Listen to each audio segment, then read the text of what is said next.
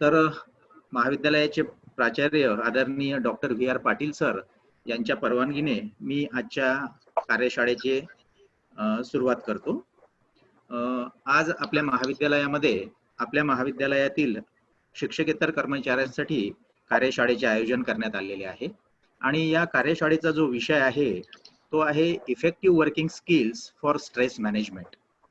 मी सुरुवातीला एवढं सांगू इच्छितो की आजचं कोणतंही काम करताना जर आपण त्या कामाचं नियोजन केलं व्यवस्थितरित्या आणि त्याला इफेक्टिव्ह करण्यासाठी कोणत्या पद्धतीने ते काम इफेक्टिव्हली केलं पाहिजे जेणेकरून ते काम करताना आपल्यावर कोणताही ताण येणार नाही किंवा आपण ते काम सहजतेने करू शकतो, या विषयाला हा विषय डोक्यामध्ये घेऊन आपण आपल्या महाविद्यालयातील शिक्षकेतर कर्मचाऱ्यांसाठी या कार्यक्रमाचं आयोजन करतो आहे.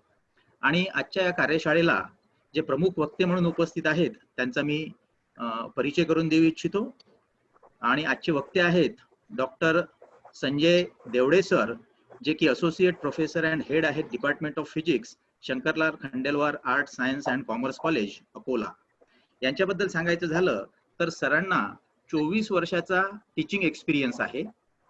जवळपास 20 वर्ष संशोधनपर कार्याचा अनुभव आहे. या व्यतिरिक्त संत गाडगेबाबा अमरावती विद्यापीठ अमरावती येथील फिजिक्स बोर्ड ऑफ स्टडीजचे ते मेंबर आहेत. या व्यतिरिक्त ते आपल्या संत गाडगेबाबा अमरावती विद्यापीठ अमरावतीचे soft skill trainer authorised teacher आहेत ते.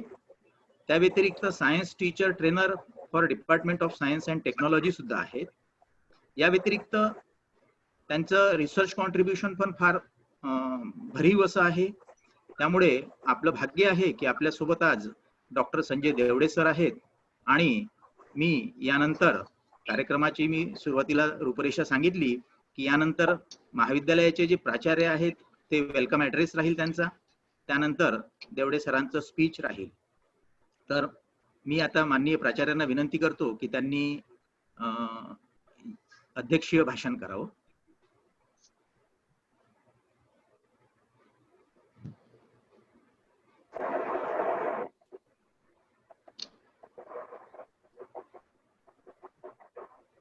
सर्वांना नमस्कार. येतोय का आवाज? हो सर. हो येतो sir. Good morning all of you. Good morning sir. Sir, आमच्या महाविद्यालयात IQAC ने पुढाकार घेऊन नॉन टीचिंग कर्मचाऱ्यांसाठी इफेक्टिव्ह स्ट्रेस मॅनेजमेंट या विषयावर कार्यशाळा आयोजित केली. या कार्यशाळेला आपण अमूल्य वेळ दिला आणि आमच्या कर्मचाऱ्यांना या ठिकाणी अतिशय चांगल्या प्रकारे मार्गदर्शन कराल अशी अपेक्षा ठेवून या ठिकाणी सर्वांना शुभेच्छा देतो आणि या ठिकाणी थांबतो. जास्त वेळ न घेता आपला मार्गदर्शन आम्हाला जास्त वेळ कसा लागेल याचं मी या ठिकाणी भान ठेवून माझं मी अध्यक्ष भाषण आटोपता घेतो. सर्वांना शुभेच्छा देतो आणि कार्यशाळेला शुभेच्छा देतो. धन्यवाद. धन्यवाद सर.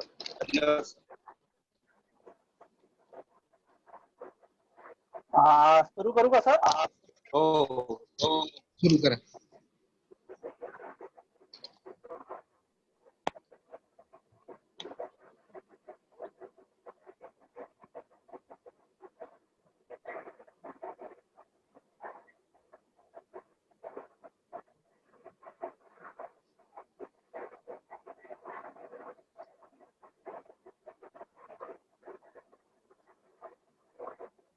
हॅलो.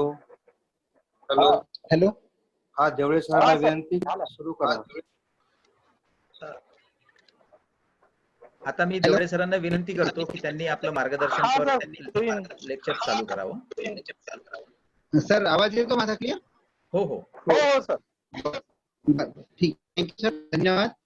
शिपना शिक्षण प्रसारण मंडळ अमरावती द्वारा संचलित आर्ट सायन्स कॉलेज चिखलदरा येथे आज आपण संत गाडगे बाबा अमरावती विद्यापीठाशी संलग्नित असलेले महाविद्यालय येथे आज आपण effective working skill for stress management या कार्यशाळेसाठी एकत्र जमलो आहोत. यामध्ये या ठिकाणी आवर्जून नाव घ्यावं असे संस्थेचे अध्यक्ष माननीय जगदीशजी गुप्ता साहेब, सचिव माननीय डॉक्टर रवींद्रजी कडू साहेब, महाविद्यालयाचे प्राचार्य आमचे मित्र doctor V R Patil sir, IQSC चे कोऑर्डिनेटर माझे मित्र doctor V D Kapse sir, सर्व शिक्षक वृंद, या कार्यक्रमासाठी Shri S D Ingole sir, Shri P S Tayde sir, office superintendent, accountant, clerks, junior clerk, senior clerk, laboratory assistant, library attendant, library assistant, सर्व स्टाफ मेंबर्स, सर्व स्टाफ मेंबर्स, विशेषतः technical assistant Anandji Phage, Rajkumar sir, सर्वांचं मी या ठिकाणी स्वागत करतो. आणि आज आपलं जे वर्कशॉप आहे effective working skills for stress management, या वर्कशॉपला सुरुवात करतो. मित्र, स्वामी विवेकानंद म्हणतात, arrive away not to stop to reach the goal. त्यामुळे आपण स्टाफ व्हायलाच नाही पाहिजे, कारण ट्रेनिंग हे मध्ये मध्ये फार आवश्यक असतात. कारण तमसोमा ज्योतिर्गमय असं म्हटलेलं आहे. तमसोमा ज्योतिर्गमय म्हणजे God lead me from confusion to clarity. आपल्या डोक्यात भरपूर सारं कन्फ्युजन असतं, काय करायचं काय नाही करायचं, हे करायचं ते करायचं. सो त्याच्यामुळे तमसोमा ज्योतिर्गमय हे महत्त्वाचं आहे. आयुष्यात सगळ्यात महत्त्वाचा मुद्दा म्हणजे सक्सेस. सक्सेस जेव्हा प्रयत्नांना मार्केट व्हॅल्यू असते तेव्हा आपण सक्सेसफुल झालो असं म्हणतो, आणि जेव्हा फेल्युअर्स येतात तेव्हा प्रयत्नांना मार्केट व्हॅल्यू नसते. त्याच्यामुळे प्रयत्नांना आवश्यक आहे की आपल्या प्रयत्नांना मार्केट व्हॅल्यू असते. त्या योगायोगानं आपल्या इम्प्रुव्हमेंट कशा व्हाव्यात, आपला इफेक्टिव्हनेस कसा वाढावा, आपलं स्ट्रेस, आपल्याला जो ताण येतो वारंवार, तो ताण कसा कमी व्हावा, या उद्देशानं आपण ही कार्यशाळा आयोजित केलेली आहे. कार्यशाळेचा सर्व आनंद घ्या अशी मी इच्छा व्यक्त करतो. आपण नेहमी म्हटलं पाहिजे, I am maker of my own life, own destiny. मी माझ्या जीवनात इतरांना ढवळाढवळ करू देणार नाही. कारण सर्वात मोठा शत्रू जो माणसात असतो तो म्हणजे फिअर. फिअर म्हणजे भीती. भीती म्हणजे fear is not important for life. Be fearless, be hero. तुम्ही नेहमी फिअरलेस असलं पाहिजे, तुम्ही नेहमी हिरो असले पाहिजे आपल्या याच्यामध्ये. त्याच्यामुळे आपण जे ट्रेनिंग घेणार आहे, या ट्रेनिंगचे सर्वात महत्वाचे जे मुद्दे आहेत त्याच्यामुळे आपल्याला सगळ्या गोष्टी बेनिफिट्स मिळणार आहेत. त्याच्यामध्ये सर्वात महत्वाचं म्हणजे टाइम मॅनेज करणे. त्याच्यानंतर आपला परफॉर्मन्स कसा स्टँडर्डाइज करायचा आहे, स्टँडर्ड झालं पाहिजे आपण, तो एक उद्देश आहे याच्यामधला. अबसेंटिझम कमी असला पाहिजे त्याच्यामधला. हॅलो सर, हा बोला ना. आवाज येतोय का सर्वांना clear? Hello hello hello sir, आवाज येत आहे थोडा. नाही सर, आवाज नाही, थोडस जास्त खरखर आहे प्रॉब्लेम आणि आहे. हमिंग पुष्कळ आहे. हमिंग आहे, हा हमिंग पुष्कळ आहे सर. आम्ही काय हो क्लिअर आवाज नाही सर. सर माईक लावला असेल, सरचा माईक नाही लागला बरोबर. सर तुमचा सर माईक पूर्ण लावा सर.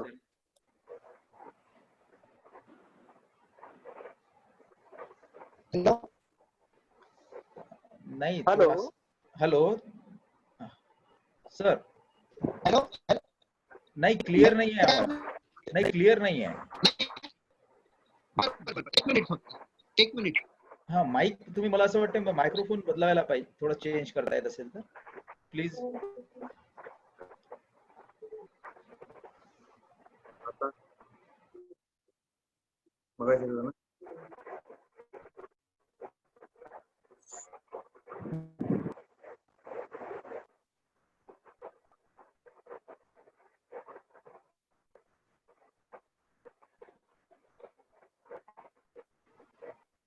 हॅलो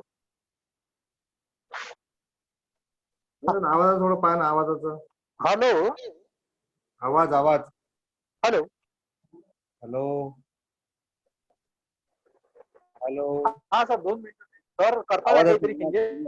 आवाजाचा प्रॉब्लेम आहे.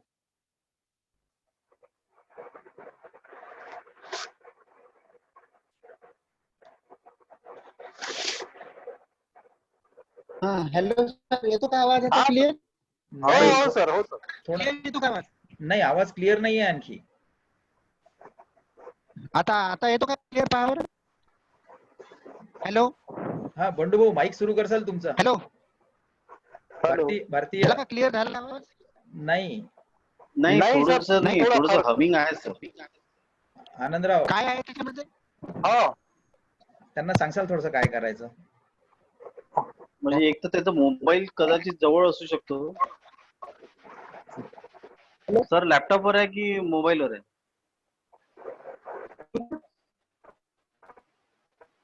हॅलो, हा देवडे सर, लॅपटॉप वर आहे की मोबाईल वर आहे? मोबाईलवर काय, लॅपटॉपवर नाही? अच्छा, मोबाईलवर आहे. नाही पण तसा व्हायला सर लॅपटॉप तर सर मग नेटवर्क प्रॉब्लेम आहे का काही? हा नेटवर्क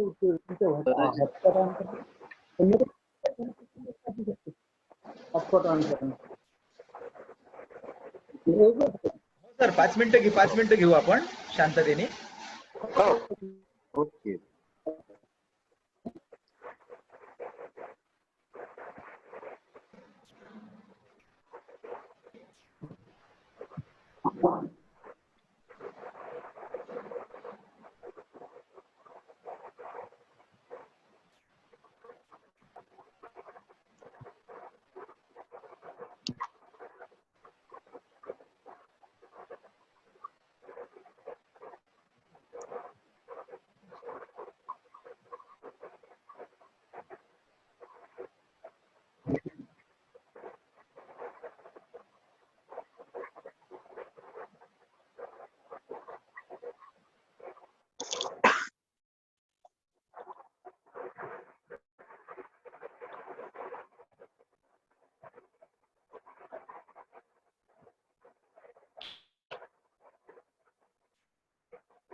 हॅलो.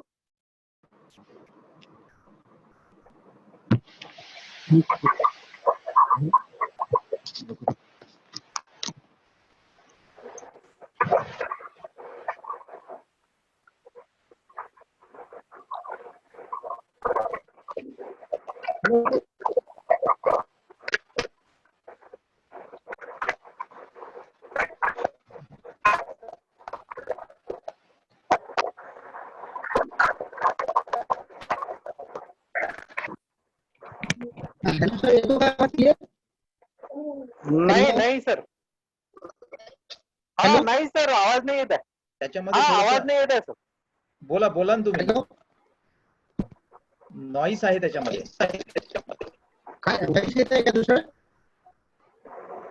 हॅलो, नॉईस येत आहे सर. नॉईस येत आहे.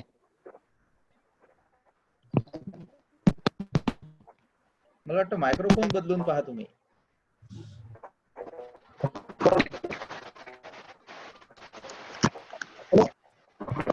Hello hello hello. हॅलो, नाही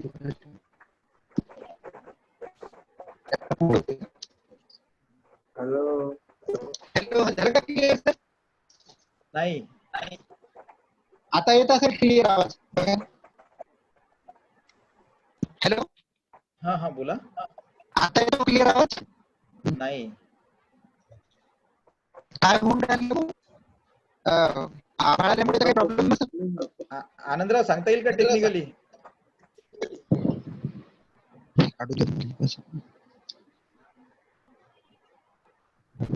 त्यांचा माईकचा प्रॉब्लेम. हॅलो, हा मायक्रोफोनचा प्रॉब्लेम आहे तो.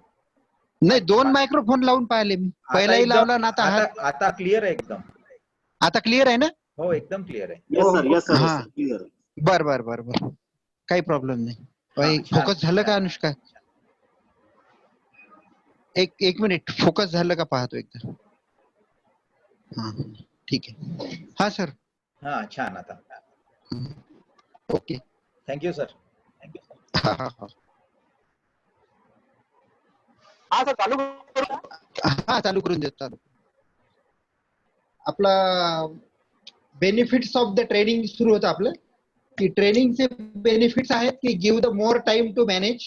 आपल्याला मॅनेज करायचं कसं याविषयी आपण पाहणार आहोत. आपला परफॉर्मन्स स्टँडर्डाइज झाला पाहिजे, तो एक दुसरा महत्वाचा मुद्दा आहे.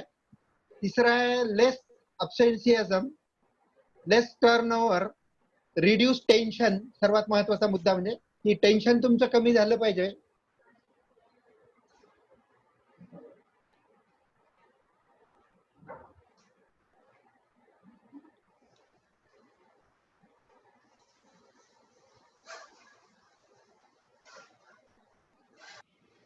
माईक बंद झाला का तुमचा तेवढे सर?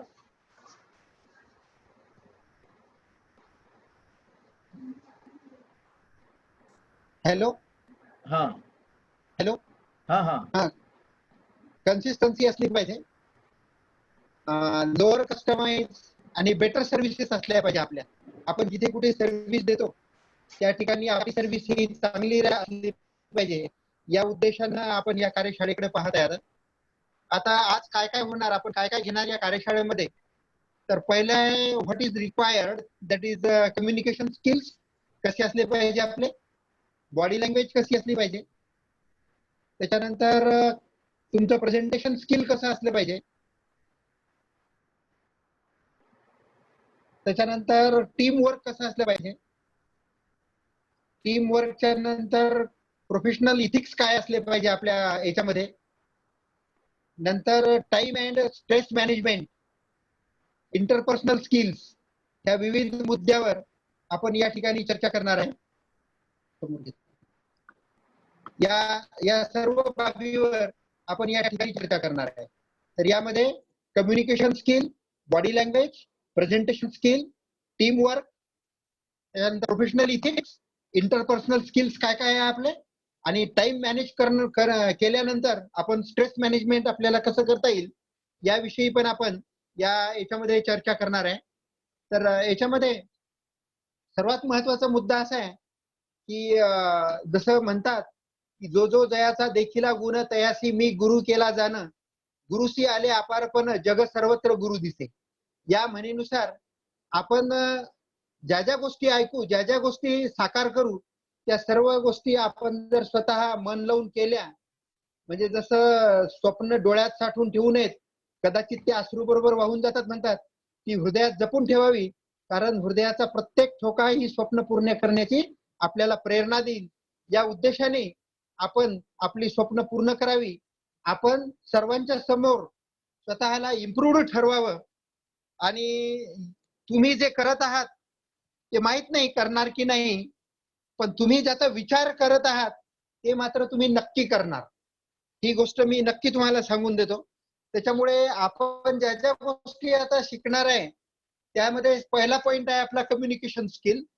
कम्युनिकेशन स्किल मध्ये कम्युनिकेशन स्किल कोणासोबत अप्लाय करतो आपण, कम्युनिकेशन स्किल हे पब्लिक सोबत अप्लाय करतो आपण, फेलोज, एम्प्लॉईज, सुपरवायझर्स, कस्टमर्स किंवा आपले जे विद्यार्थी येतात महाविद्यालयात यांच्यासोबत ऑर्गनाईज करतो. कम्युनिकेशन स्किल म्हणजे आहे काय नेमकं, तर कम्युनिकेशन स्किल म्हणजे आपली जी माहिती आहे, आपली जी इन्फॉर्मेशन आहे, तर ती इन्फॉर्मेशन आपल्याला, आपण सेंडर, जो कोणी इन्फॉर्मेशन आपल्याबद्दलची ऐकतो तो रिसिव्हर, आणि मीडिया जो आहे त्याला म्हणतो चॅनल. नंतर काय होतं, रिसिव्हर ऐकल्यानंतर तो त्याचा विचार करेल त्याच्यावर आणि तो रिस्पॉन्स देईल त्याच्यावर. तो जो रिस्पॉन्स आहे त्या रिस्पॉन्सला आपण म्हणतो फीडबॅक. त्या रिस्पॉन्सला आपण काय म्हणतो, फीडबॅक म्हणतो त्या रिस्पॉन्सला. तर ह्या प्रोसेसला, ही जी सर्व प्रोसेस आहे या प्रोसेसला आपण कम्युनिकेशन प्रोसेस म्हणतो. तर याच्यामध्ये exchange of information, it may be by speaking, it may be by writing, or using common systems of signing or behavior. तर ह्या सगळ्या गोष्टीमध्ये कम्युनिकेशन हे 3 प्रकारचं असतं. पहिलं आहे पॅसिव्ह कम्युनिकेशन, दुसरं आहे असर्टिव्ह कम्युनिकेशन, आणि तिसरं आहे अग्रेसिव्ह कम्युनिकेशन.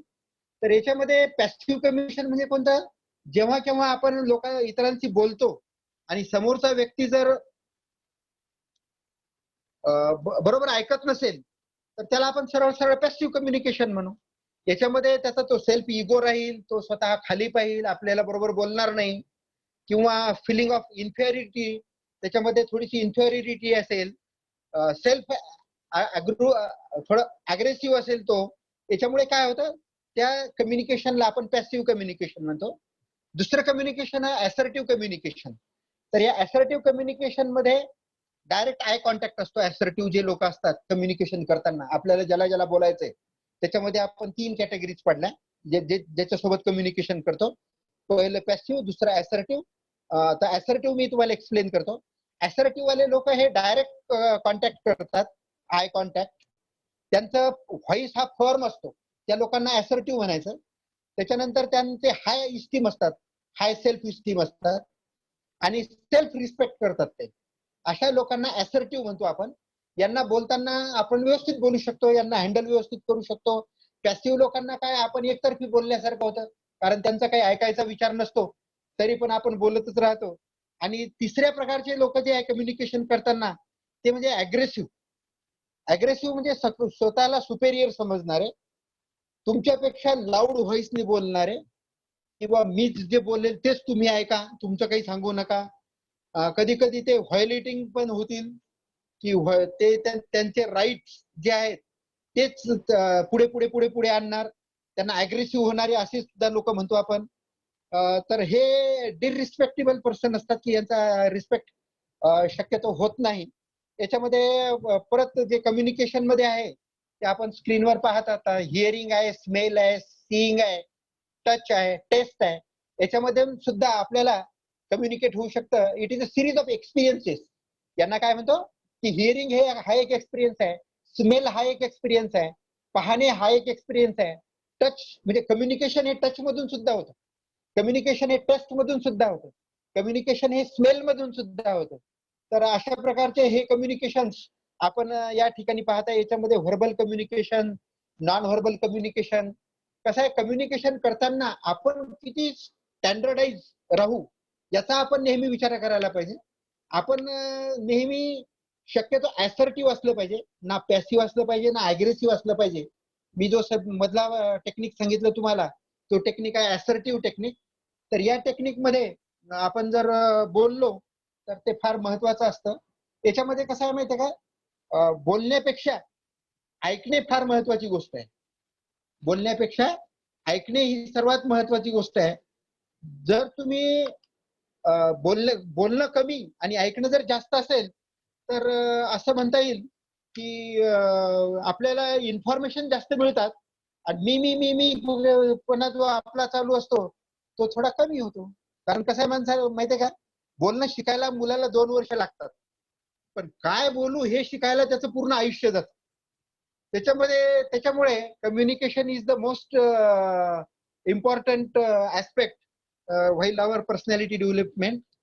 कारण हा देवाने दिलेला सगळ्यात मोठा उपहार आहे कम्युनिकेशन. अपना विचार दूसरे के हृदय तक कैसा पहुंचाना, यही इसकी सिस्टीम आहे. त्याच्यामुळे मराठीमध्ये अशी एक म्हण आहे की बोलणं म्हणजे प्रकृती, कटू बोलणं म्हणजे विकृती आणि गोड बोलणं हीच आपली संस्कृती. त्याच्यामुळे शक्यतो बोलण्यामध्ये गोडच बोललं पाहिजे. आणि इथे ग्राफ दिसतो तुम्हाला, ग्राफिकल प्रेझेंटेशन. याच्यामध्ये रीडिंग 60% काम करतं आपल्या याच्यामध्ये, त्याच्यानंतर रायटिंग 9% काम करतं फक्त, आणि स्पीकिंग हे 30% वर्क करतं टोटल कम्युनिकेशनच्या सिस्टीम मध्ये, आणि मॅक्झिमम वर्क हे 45% हे लिसनिंग असलं पाहिजे. तर ह्या सगळ्या गोष्टी जर केल्या तर आपण आपल्या कम्युनिकेशन स्किल मध्ये नक्कीच पुढे जाऊ. Word conveys thoughts but tone conveys attitude of the speaker. So towards the person the attitude is more important than thoughts. त्याच्यामुळे आपला टोन बोलताना समोरच्या बरोबर समजतं की हा कोणत्या टोन मध्ये बोलत आहे मला, बरोबर आहे की नाही. त्याच्यामुळे आपण, कारण आपला टोन जो आहे, जसं मी म्हटलं तुम्हाला, attitude of the speaker towards the person. So tone conveys the attitude of the speaker towards the person. त्याच्यामुळे attitude is more important than your thoughts. Thoughts म्हणजे काय, आपण जे विचार समोरच्यापर्यंत पोहोचवत आहे ते विचार कोणत्या पद्धतीने पोहोचवत आहे.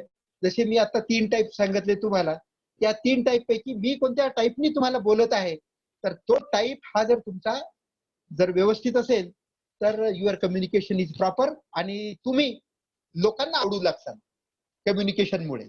आणि आपलं कसं आहे, आपला जो वर्कशॉपचा मेन उद्देश आहे तो हाच आहे की मी कसा चांगला झालो पाहिजे, मला लोकांनी कसं चांगलं म्हटलं पाहिजे. कारण आयुष्यात माणसाला एकच गोष्ट लागते की सगळ्या लोकांनी मला चांगलं म्हटलं पाहिजे, सगळ्या लोकांना मी आवडलो पाहिजे असं वाटतं की नाही प्रत्येकाला.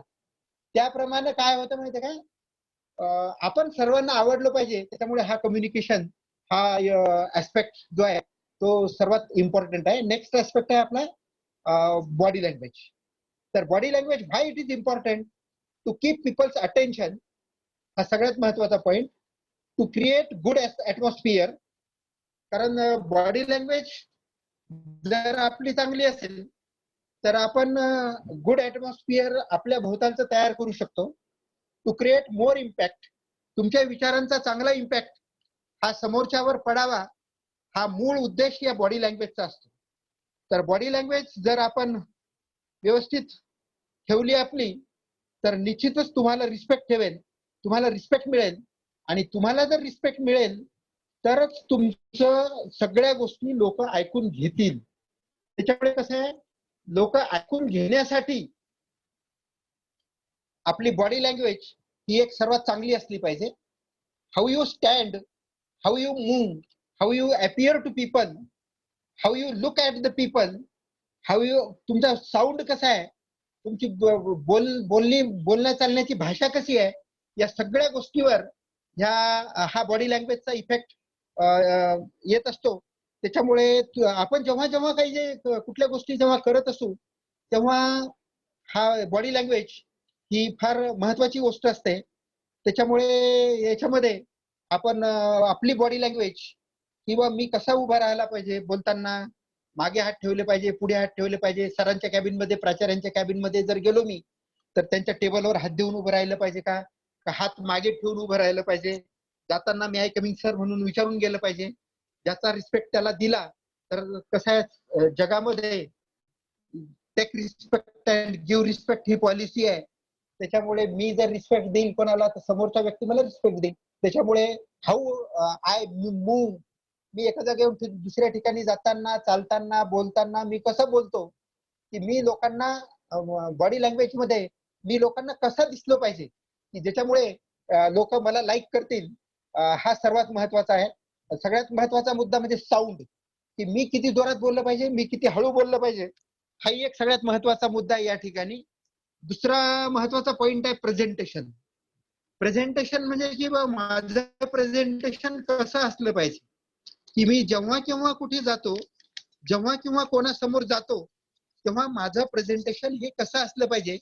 That is most important for the presenting your self. किंवा तुम्ही जे ज्या गोष्टी प्रेझेंट करणार आहे कोणासमोरही काही प्रेझेंट करा. It may B students, it may be your friend, it may be your family, it may be your senior, what ever it may बी. ज्यांच्या समोर कोणासमोर तुम्हाला कम्युनिकेट करणार आहे, तुम्हाला प्रेझेंट करणार आहे, ते प्रेझेंटेशन हे आपल्याला प्रेझेंट करायला तयार केलं गेलं पाहिजे आपण स्वतःला. कारण असं म्हटलं जातं great speakers aren't born, they are train. त्याच्यामुळे स्पीकिंग किंवा प्रेझेंटिंग हे एक स्किल आहे आणि it will be developed through the different experiences and trainings. त्याच्यामुळे इट इज मोस्ट इम्पॉर्टंट. आता इफेक्टिव्ह प्रेझेंटेशन स्वतःचं कसं असलं पाहिजे, की अनेक्सिटी कंट्रोल असली पाहिजे आपली. त्याच्यानंतर ऑडियन्स जो आहे समोरचा त्यांना आपलं म्हणणं ऐकलं पाहिजे, की ऑडियन्स सेंटर्ड. कारण कसं आहे, सगळ्याच गोष्टी सगळेच लोक आपलं ऐकतील असं नाही आहे. आपण बघ करत राहू, समोरच्याची इच्छा असेल तर तो ऐकेल, नसेल तर तो ऐकणार नाही. त्याचा इंटरेस्ट काय आहे हे पाहून आपण जर बोललो तर तो ऑडियन्स कसा राहील, तो तुमच्या बोलण्याकडे लक्ष देईल, तो सेंटर्ड राहील. अकम्प्लिश ऑब्जेक्टिव्ह, तुमचे जे ऑब्जेक्टिव्ह आहेत ते ऑब्जेक्टिव्ह काय आहे ते आधी आपण ठरवलं पाहिजे, की मी याच्याकडे बोलायला जाणार आहे तर कशासाठी बोलणार आहे, काय आहे, की त्या समोरच्या व्यक्तीला बोर तर नाही होणार मी बोलण्यामुळे. त्याच्यामुळे मध्ये मध्ये फन करणं ते पण आवश्यक आहे. आणि आपल्यासाठी सुद्धा खुश राहून बोलणं, खुश राहून स्वतःला प्रेझेंट करणं, that is also most important. त्याच्यानंतर काय होतं, you have to speak within your time frame. नाही तर होतं काय की बोललं जातं कितीतरी वेळ आणि त्याला टाइम लिमिट नाही राहत. त्याच्यामुळे काय होतं, तुमचं प्रेझेंटेशन हे लोकांना बोर होऊन जातं. आणि तो प्रेझेंटेशन बोर होऊ नये म्हणून आपला time frame that is most important. कारण कोणाजवळ बसलो आपण तर बसून बसून बोलून काय बोलण्यामध्ये काय होतं माहितीये का, प्रेझेंटेशन किंवा तुमचं जे प्रेझेंटेशन आहे ते प्रेझेंटेशन हे स्वतःच्या फायद्यासाठी असलं पाहिजे काहीतरी. नाही तर होतं काय, आपण जेव्हा गप्पा करतो कम्युनिकेशन मध्ये तेव्हा आपण गप्पा करताना तिसऱ्याबद्दल नाही गप्पा करायला पाहिजे, थर्ड पर्सन बद्दल. त्याच्यामुळे आपल्या प्रेझेंटेशनचा इफेक्ट बॅड होतो. कम्युनिकेट करायचं तुम्हाला, गप्पा करायचंय, तुम्हाला प्रेझेंट व्हायचं समोरच्याच्या पुढं, तर तुम्हाला काय पाहिजे किंवा तुम्ही समोरच्याला काय देणार आहे, त्या दोनच गोष्टी महत्वाच्या आहेत. त्याच्यानंतर टाइम फ्रेम. त्याच्यामुळे काय होईल, हा time frame that is most important. म्हणून तुम्ही हा time frame that is most important. नंतर बोलताना किंवा प्रेझेंट होताना तुमचा रॅपोर्ट जो आहे तुम्ही बनवलेला, तो रॅपोर्ट तयार असला पाहिजे. रिलेशन जे आहे आपलं, relation marked by harmony of affinity असं म्हणतो आपण, तर तो हार्मोनी आणि अफिनिटी असली पाहिजे. ऑडियन्स हा तुमचा जो ऑडियन्स आहे समोरचा, त्याला तुमच्यावर ट्रस्ट असला पाहिजे की हे सर जे मला सांगत आहेत किंवा हा मित्र जो माझा बोलत आहे की हा माझ्या फायद्याचं बोलणार आहे आणि हे मी ऐकून घ्यायलाच पाहिजे. त्याच्यामुळे you have to feel that you can take care of the other. म्हणजे तुम्ही समोरच्याची काळजी घेऊन बोलत आहे असं जर प्रेझेंटेशन तुमचं असेल तर तुम्ही तुमचा रॅपो इतर लोकांवर तयार करू शकता आणि तुम्ही स्वतःला चांगल्या पद्धतीनं पब्लिक समोर प्रेझेंट करू शकता. त्याच्यानंतर opportunities to reinforce or correct audience assessment. बोलताना असं प्रेझेंट होताना असं म्हटलं जातं, first impression is the last impression. त्याच्यामुळे पीपल हे पर्सन्स हे त्यालाच लाईक करतील, peoples listen to people they like असं म्हटलं जातं. त्याच्यामुळे ह्या गोष्टी ह्या याच्यामध्ये फार आवश्यक असतात. त्याच्यानंतर आपलं वर्क कल्चर इफिशियन्सी जर वाढवायची असेल तर नेक्स्ट स्लाइड घ्या. तर आपल्याला मध्ये मध्ये प्रेझेंट करताना स्टँडिंग मीटिंग्स जे म्हटलं जातं त्या पण फार महत्वाच्या असतात. तर त्या स्टँडिंग मीटिंग मध्ये काय केलं जातं हे मी सांगितलं. नेक्स्ट घ्या स्लाइड. त्याच्यामध्ये शॉर्ट मीटिंग्स असल्या पाहिजे आपल्या. शॉर्ट मीटिंग्स म्हणजे कसं, आता समजा ऑफिसमध्ये आपण सगळे एकत्र जमलो आणि आज आपले कामं काय काय आहे, कारण good communication, good speaking, good body language हे काय करतं, इम्प्रूव्ह करतं आपलं वर्क कल्चर. त्याच्यामुळे आपल्याला काय करायचं आहे की आपली इफिशियन्सी वाढवायची आहे, आपली कार्यक्षमता वाढवायची आहे.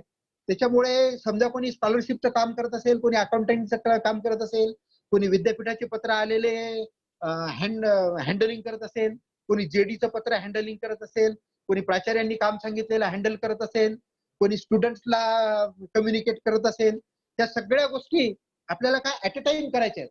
त्याच्यामुळे आपण जेव्हा महाविद्यालयात येतो, कारण नॉन टीचिंग ऍडमिनिस्ट्रेटिव्ह स्टाफ, मी नॉन टीचिंग म्हणणार नाही, नॉन टीचिंग कधीही म्हणू नये.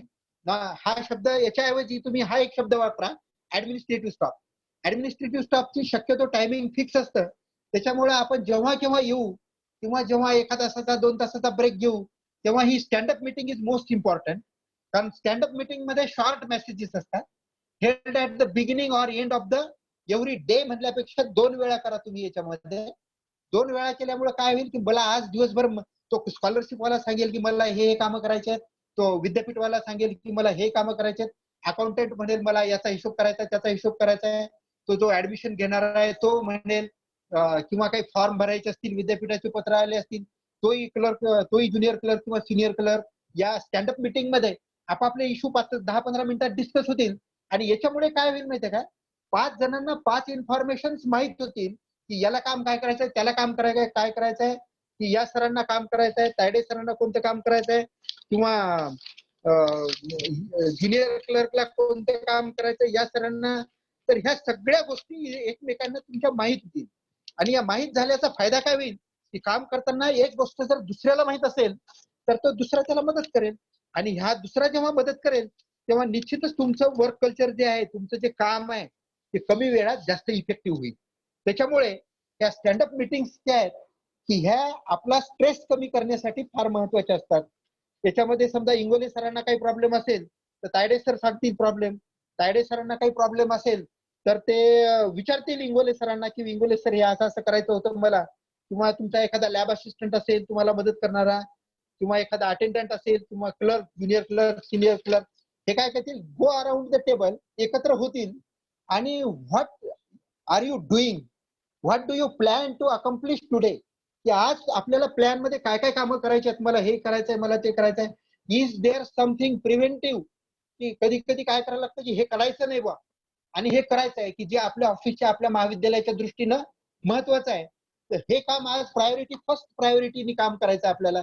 तर हे तुम्ही स्टँडअप मीटिंग मध्ये सकाळी किंवा 2 तासांनी किंवा 4 तासांनी जेव्हा जेव्हा मध्ये मध्ये तुम्हाला वाटलं की आपण एकत्र यायला पाहिजे, कारण चेअर मध्ये बसून जर 4 तास 6 तास जर काम करायचं तिथेही आपण बोर होतो, तेव्हा आपण ब्रेक घेणं, that is also most important. त्यावेळेस तुमचं एक टास्क असलं पाहिजे आणि ते टास्क म्हणजे स्टँडअप मीटिंग्स. आणि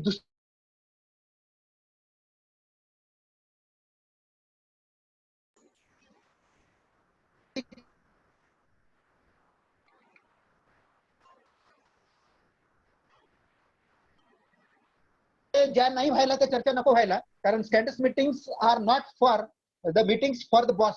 कधी कधी काय होतं, बॉस बद्दल चर्चा करणे किंवा कंप्लेंट सेशन नाही होऊ शकतं स्टँडअप मीटिंग मध्ये. कंप्लेंट सेशन मध्ये याची कंप्लेंट, त्याची कंप्लेंट, हा असाच करतो की यानं हे बरोबर काम नाही केलं, हे सर मला असे बोलले. त्याच्यामुळे काय होतं माहितीये का, माणूस डिस्करेज होतो. आणि माणूस डिस्करेज झाला, जर आपण आल्याबरोबरच जर निगेटिव्ह गोष्टी बोललो तर आपला दिवस काही बरोबर जाणार नाही. कोणाला हंटिंग करणे, विच हंट्स म्हणजे कोणाच्या मनाला लागून जातात. किंवा आता 5 जण, 6 जण, 8 जण आपण जर एकत्र असलो आणि एखादा गुड मित्र असला आणि एखाद्याने एखाद्याबद्दल जर बोललं तर काय होतं, तो हंट होऊन जातो आणि मग तेवढंच काम चालतं स्टाफ मध्ये, किंवा तो असा बोलला ना हा असा बोलला, हे असं नव्हतं करायला पाहिजे त्यांनी, ते तसं नव्हतं करायला पाहिजे त्यांनी. तर माझ्या माहितीप्रमाणे आपले रिलेशन्स मेंटेन किंवा गुड रिलेशन्स असले पाहिजे, कारण आपल्याला एका दिवसासाठी किंवा 2 दिवसासाठी एकत्र राहायचं नाहीये, जन्मभर आपल्याला एकत्र राहायचं आहे. म्हणजे आपण आपलं रिटायरमेंट वयाचे 60, 58 जे काय वर्ष येतील त्या वर्षापर्यंत आपण सोबत आहोत. त्याच्यामुळे हे स्टँडअप मीटिंग ही आपली कधीही बियॉन्ड 15 मिनिट्स नसली पाहिजे. ओके, एवढंच बोलायचं होतं मला या ठिकाणी. नेक्स्ट आहे अन इफेक्टिव्ह टीम. आता ही तुमची टीम कशी असली पाहिजे. टीम हे काय करू, टीमने जर काम केलं आपण तर टीमने केलेलं काम हे कधीही इफेक्टिव्ह काम होतं. त्याच्यामुळे team is most important. Team work म्हणजे individual plays the game but team will win the championship असं म्हटलं जातं. त्याच्यामुळे टीमनं जर काम केलं आपण सर्वांनी मिळून तर टी म्हणजे टुगेदर, ई म्हणजे एव्हरीवन, ए म्हणजे अचिव्हमेंट आणि एम म्हणजे मोअर, TEAM असं या टीमचं लॉंग फॉर्म सांगितलं जातं. त्याच्यामुळे आपण team is nothing but where 2 or more peoples are together, 2 किंवा 2 पेक्षा जास्त लोक एकत्र येऊन जे कॉमन गोल करतात, a common goal creating positive atmosphere and supporting each other to combine individual strength to enhance the performance. हा टीमचा अर्थ आहे की तुमचा परफॉर्मन्स इन्हान्स झाला पाहिजे, टीमचा पॉझिटिव्ह ॲटमॉस्फिअर तयार झालं पाहिजे, एकमेकांना आपण सपोर्ट केला पाहिजे. तर यामधून आपला परफॉर्मन्स, आपलं वर्क कल्चर, आपलं जे स्टॅमिना तो वाढला पाहिजे. त्याच्यामुळे या टीमचं याच्यामध्ये कम्युनिकेट आहे, पहिला हे आहे, someone you have to group talk to about them आणि फिलिंग्स, त्यांच्या भावना जपल्या पाहिजे कम्युनिकेशन मध्ये. डोंट ब्लेम अदर्स, दुसऱ्यावर ब्लेम करू नका, त्यांना समजून सांगा, किंवा स्वतःला आपण सुपेरियर कधी कधी होऊन जातं एकमेकावर. आरोह अवरोह म्हणतो आपण त्याला मराठीमध्ये. तर हा आरोह अवरोह होण्यापेक्षा कसं आहे, थोडस ब्लेम अदर्स वर करायचंच नाही शक्यतो. कारण काय, तुम्ही ब्लेम करून जाता तर तुमची पर्सनॅलिटी खराब होते. जो ब्लेम करणार आहे की नाही त्याची पर्सनॅलिटी खराब होते, ज्याच्याबद्दल ब्लेम केला गेलेला आहे त्याचं काहीच होत नाही. त्याच्यामुळे शक्यतो काय म्हणतो आपण की हे ब्लेम करायचेच नाही, सपोर्ट असला पाहिजे एकमेकाला. टीम मेंबर म्हणजे आपण सगळे टीम मेंबर आहोत, नो ब्रॅगिंग की एकमेकावर सुपरस्टार आहे व मी आणि मी असं करू शकतो, मी तसं करू शकतो, ह्या गोष्टी टाळायच्या आहेत. लिसन ऍक्टिव्हली, की जो कोणी आपले बॉस सांगत असतील किंवा आपले ओएस सांगत असतील किंवा आपले अकाउंटंट सांगत असतील की आज पगार होणार आहे, नाही होणार आहे, 7 तारीख आली, 8 तारीख आली, पगार होणार नाही आहे, पगार होणार आहे, ह्या ऍक्टिव्हली आपण कसं महत्वाच्या गोष्टी असल्या की आपण ऍक्टिव्हली ऐकतो आणि जरा बोर असल्या की आपण थोडासा कानाडोळा करतो. तर त्या सगळ्याच गोष्टी कामाच्या वर्क कल्चरमध्ये आपली इफिशियन्सी जर वाढवायची असेल आणि आपला स्टाफ मेंबर जर आपल्याबद्दल काही सांगत असेल ते ऍक्टिव्हली आपण ऐकलं पाहिजे. त्याच्यामुळे आपलं इम्प्रुव्हमेंट होतं. आणि गेट इन्व्हॉल्व, जेवढ्या काही गोष्टी टीम मध्ये आपण कधी इन्व्हॉल्व असलं पाहिजे. टीमच्या बाहेर पडल्यामुळे काय होतं, स्वतःला सॅच्युरेट वेगळं फिलिंग्स येतं आणि आपलं मोरॅलिटी हे डाऊन होतं. त्याच्यामुळे टीम मध्ये जर आपण इन्व्हॉल्व असलो, आपल्या स्टाफ बरोबर जर सोबत असलो आपण, तर आपले सुख दुःख एकमेकांसोबत आपण शेअर करू शकतो. मला चांगलं वाटत नाहीये, मला चांगलं वाटतं की तू काय छान ड्रेस घालून आले आज, काय छान बूट आणला, काय छान मेकअप आहे, काय छान दिसत आहे तुम्ही. एवढं जरी बोललो आपण तरी समोरच्याला एकदम वेल वाटतं की ही स्ट्रॅटेजी आपण एकमेकांसोबत शेअर केली पाहिजे. आणि याच्यामुळे काय होतं माहितीये काय, की आपला इम्प्रुव्हनेस वाढतो. तर इथे एक महत्वाची गोष्ट मी या ग्राफ मध्ये दाखवलेलं आहे की फॉर्मेशन ऑफ स्टीमचं जे फॉर्मेशन आहे, तर त्या स्टीम फॉर्मेशन मध्ये पहिला मुद्दा आहे फॉर्मिंग, नॉर्मिंग, परफॉर्मिंग आणि ऍडजॉइनिंग. आणि लास्ट स्टेप आहे म्हणजे त्याला म्हणतो आपण नेक्स्ट स्टेप, की टीमला पुढचं काय काम करायचं आहे. तर या 1, 2, 3, 4, 5, 6 स्टेप मधून आपल्या टीमनं जर काम केलं तर निश्चितच आपलं टीम, आपलं ऑफिस, आपलं महाविद्यालय हे 1 नंबरच्या स्तरावर जाईल आणि स्वतःला सुद्धा टीम मध्ये काम करण्याची ताकद तुमच्यामध्ये येईल. आणि तुमचा जो इफेक्टिव्हनेस आहे, तुमची जी मोरॅलिटी आहे, तुमची जी स्ट्रेंथ आहे, तुमची जी पॉवर आहे, तिच्यात ऑटोमॅटिक इम्प्रुव्हमेंट होईल. त्याच्यामध्ये काय होतं, फॉर्मिंग मध्ये एक्साइटमेंट असते, अँटिसिपेशन असते, एनर्जी असते. ह्या सगळ्या गोष्टी आपल्याला फॉर्मिंग मध्ये करायच्या. दुसरं आहे स्टॉर्मिंग. स्टॉर्मिंग म्हणजे स्टॉर्म करायचा एकमेकाला, की रियालिटी जी आहे तिला पकडून आपल्याला डिससॅटिस्फॅक्शन आलं नाही पाहिजे. त्याच्यानंतर ऍडजस्टमेंट झालं पाहिजे सगळ्या गोष्टी. तर हे सगळे मुद्दे आपण यामध्ये कव्हर करणार आहे. तिसरं आहे नॉर्मिंग. नॉर्मिंग म्हणजे गोल शेअर करणे, किंवा आजचं गोल माझं हे आहे, एक्सेप्टन्स असला पाहिजे, याला म्हणतो आपण नॉर्मिंग. आणि तिसरं आहे परफॉर्मिंग. परफॉर्मिंग म्हणजे वर्क कल्चर, किंवा मी आज दिवसभरात 5 तास, 6 तास, 4 तास, 2 तास जे काही काम करणार आहे त्याच्यातून माझं आउटपुट आलं पाहिजे. नाही तर होतं काय, दिवस जातो आणि आउटपुटच येत नाही. सगळ्यात महत्वाचा मुद्दा होतं काय, काम जसं तसं पेंडिंग, आणि दिवस तर चालला गेला, वेळ तर चालला गेला आणि काम तसंच राहतं. त्याच्यामुळे हा परफॉर्मन्स जो आहे दॅट इज मोस्ट इम्पॉर्टंट. या परफॉर्मन्स मध्ये तुम्हाला टीम मध्ये काम केलं तर टीमवर्क, कोहिजिव्ह म्हणजे एकत्र आलं पाहिजे. फिजिक्सच्या लँग्वेज मध्ये कोहिजिव्हचा अर्थ वेगळा होतो, तो इकडे तसाच सेम, फक्त तो तुम्ही कोहिजिव्हनेस मध्ये राहिले पाहिजे. तुमच्यातला जो लिडरशिपपणा आहे, मी पुढे लिडरशिपवर 2 स्लाइड टाकलेले आहे, तो लिडरशिपपणा कुठेतरी दाखवला पाहिजे, किंवा त्याच्यामुळे काय होईल, काम परफॉर्मन्स होतील आणि परफॉर्मन्स तुमचा आउटपुट या परफॉर्मिंग मध्ये चांगलं येईल. तिसरं आहे ऍडजर्निंग. ऍडजर्निंग म्हणजे सेपरेशन.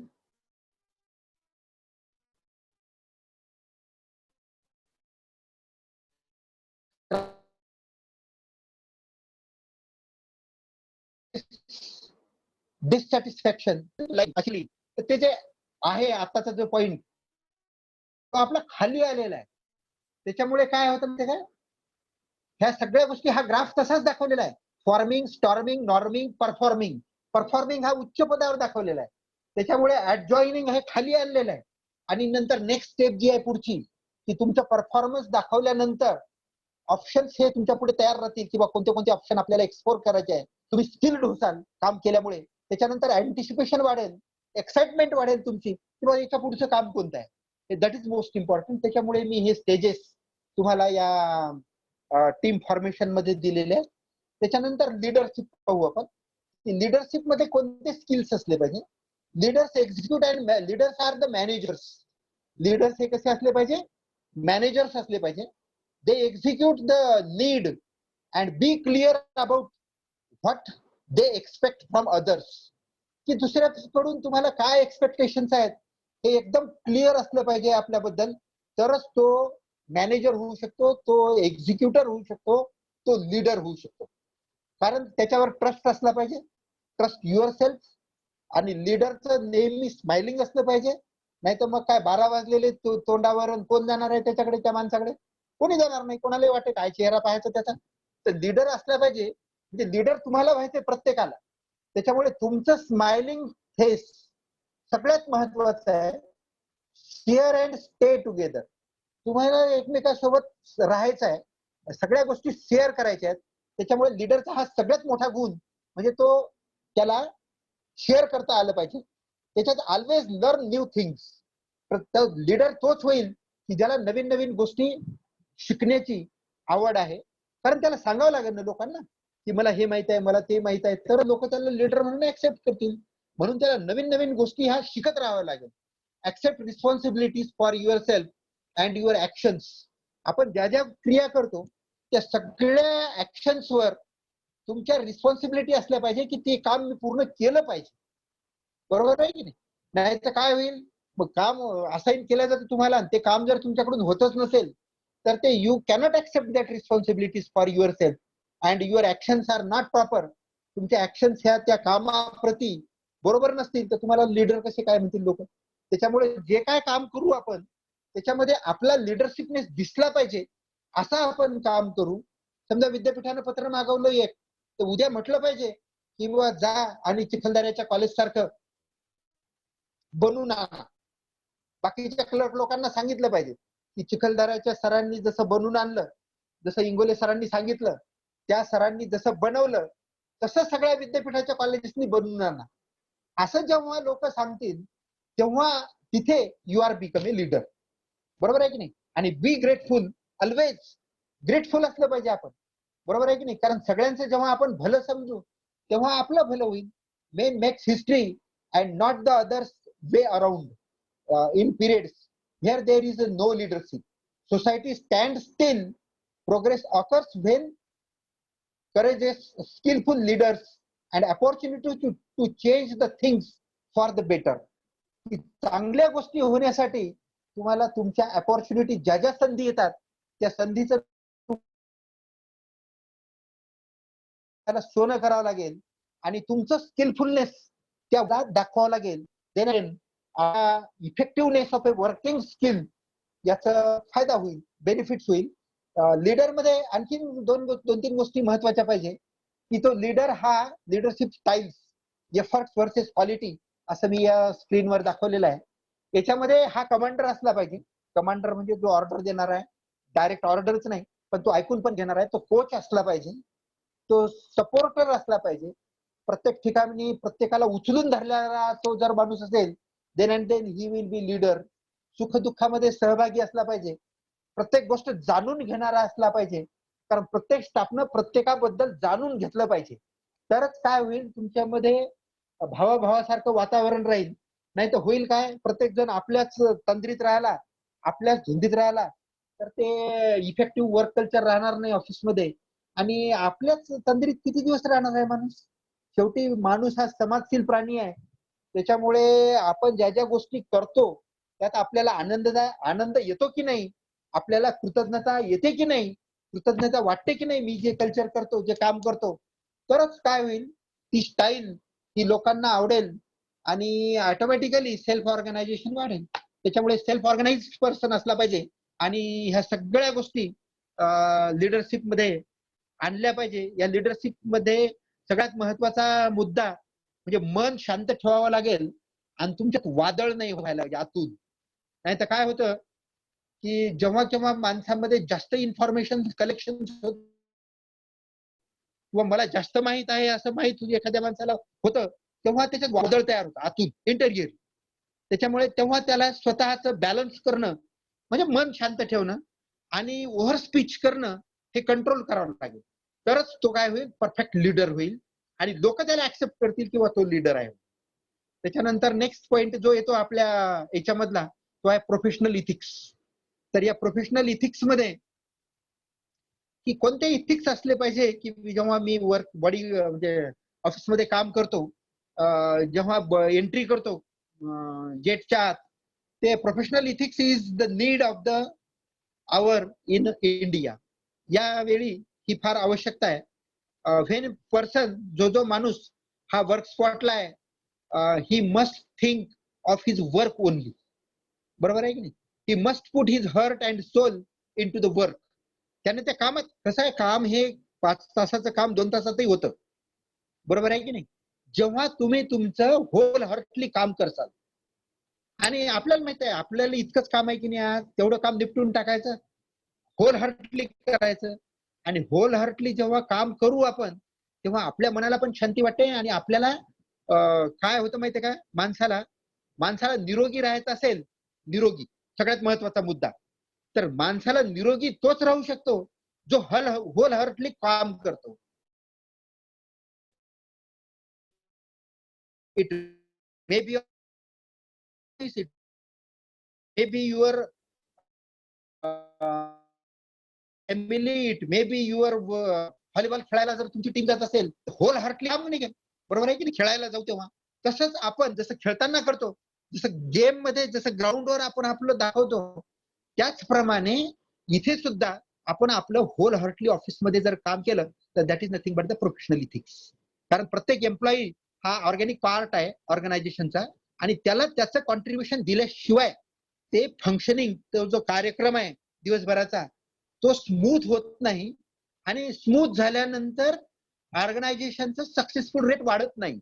त्याच्यामुळे प्रत्येकाला त्याचं फंक्शनिंग हे फार सक्सेसिव्हनेस प्रमाणे करावं लागणार आहे आणि सक्सेसफुल तोच होईल जो प्रोफेशनल इथिक्स पाळेल. Okay, so this is the most important thing. त्याच्यानंतर आपले स्किल्स आहेत, इंटरपर्सनल स्किल्स म्हणतो आपण, की ज्याच्यामुळे आपल्याला स्ट्रेस मॅनेजमेंट करता येईल आपलं. तर इंटरपर्सनल स्किल्स मध्ये बऱ्याच गोष्टी आहेत. तर या इंटरपर्सनल स्किल मध्ये आपण man is a social animal म्हणतो मी सगळ्यात पहिले. And success is in his life is totally depend upon की तुमचं रिलेशनशिप कसं आहे. कोणासोबत रिलेशनशिप कसं आहे, तुमच्या फ्रेंड सोबत रिलेशनशिप कसं आहे, तुमच्या लाईफ पार्टनर सोबत रिलेशनशिप कसं आहे, तुमचं फॅमिली मेंबर सोबत रिलेशनशिप कसं आहे, तुमच्या स्टुडंट सोबत रिलेशनशिप कसं आहे, तुमचं प्रिन्सिपल सोबत रिलेशनशिप कसं आहे, तुमचं मॅनेजमेंट सोबत रिलेशनशिप कसं आहे. या सगळ्या रिलेशनशिप आणि इंटरॅक्शन विथ देम याच्यावर आपले इंटरपर्सनल स्किल्स हे डिपेंड्स आहेत. इथे मी तुम्हाला 6 चेहरे दाखवले. 6 चेहरे. याच्यामध्ये एक्साइटेड आहे, टेंडर आहे, स्किअर्ड आहे, अँग्री आहे, सॅड आहे आणि हॅपी आहे. हे 6 चेहरे वेळोवेळी एक्सप्रेशन्स आहेत आणि हे एक्सप्रेशन्स चेहऱ्यावरचे हे आपल्या इंटरपर्सनल स्किल्सला ऑटोमॅटिक दाखवतात. म्हणजे त्या समोरच्या माणसाला विचारायचं काम नाही की याच्यात कोणतं स्किल आहे म्हणून. या माणसात समजा आपण आता समजा मी बसलेला आहे, मी अकाउंटंट आहे किंवा मी एखादा ऍडमिशन घेणार आहे. समजा मी ऍडमिशन प्रोसेसमध्ये बसलेलो आहे आणि माझ्याकडे काम दिलं बीएससी फर्स्ट इयरच्या ऍडमिशन्सला, सर तुम्ही हँडल करा. तर तेव्हा मी या 6 चेहऱ्यापैकी मी माझा कोणता चेहरा समोर आलेल्या विद्यार्थ्याला काउन्सिलिंग करताना दाखवतो, that is my interpersonal skill. So we must respect the views and sentiment of others. की मी जेव्हा ऍडमिशन घ्यायला बसलेला विद्यार्थी आहे समोरचा, तो म्हणतो की मी सर आर्ट घेऊ का, सायन्स घेऊ का, कॉमर्स घेऊ का, कोणती ब्रँच घेऊ.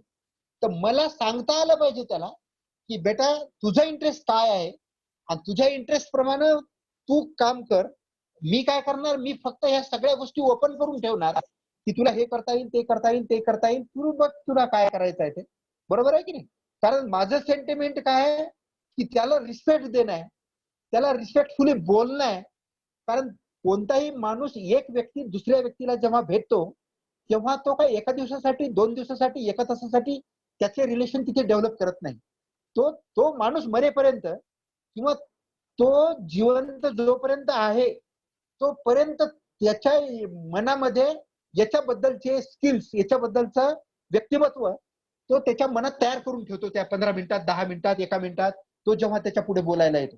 आपण एका खिडकीवर बसलेलो आहे आणि समोरचा मुलगा एखादी गोष्ट विचारायला येतो, जेव्हा आपण हसत मुखाने रिस्पेक्टफुली त्याला उत्तर देऊ, तेव्हा तो काय म्हणणार, अरे ते सर मला भेटले होते, ते सरांनी 1 मिनिटात माझा प्रॉब्लेम सगळा सॉल्व्ह करून टाकला, मला आता विद्यापीठात जायचं काम. म्हणजे त्याचं साऱ्या दुनियाचं टेन्शन जो रात्रभर झोपला नाही तो तुमच्या पुढे आल्याबरोबर काय 1 मिनिटात फ्रेश. हे जेव्हा स्किल तुमच्यात अडॅप्ट होईल, हे जेव्हा तुम्ही चांगल्या चेहऱ्याने आपण करू शकू, चांगल्या फेसने आपण त्याच्यावर रिस्पॉन्स देऊ, रिॲक्ट नाही व्हायचं त्याला.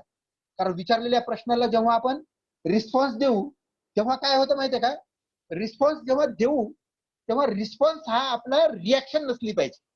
सगळ्यात महत्वाचा मुद्दा म्हणजे रिस्पॉन्स काय नसला पाहिजे, की रिॲक्शन नसली पाहिजे. कारण ऍक्शन येते आपल्याकडे आणि त्या ऍक्शनला आपण उत्तर कसं देतो तर तो रिस्पॉन्स म्हणून द्या, रिॲक्शन म्हणून नका देऊ. बरोबर आहे की नाही, की when we want to differ their views we must very politely give hint, त्याला हिंट द्या पोलाइटली आणि त्याच्या फिलिंग्स, त्यांच्या भावनांचा आदर करून त्याच्यासोबत बोल. बरोबर आहे की नाही भारतीय सर? त्याच्यामुळे काय होईल माहितीये काय, की जेव्हा आपण त्याच्या सोबत असं बोलू तेव्हा त्याच्या मनात तुमच्याबद्दलच्या फिलिंग ह्या वेगळ्याच तयार होतील.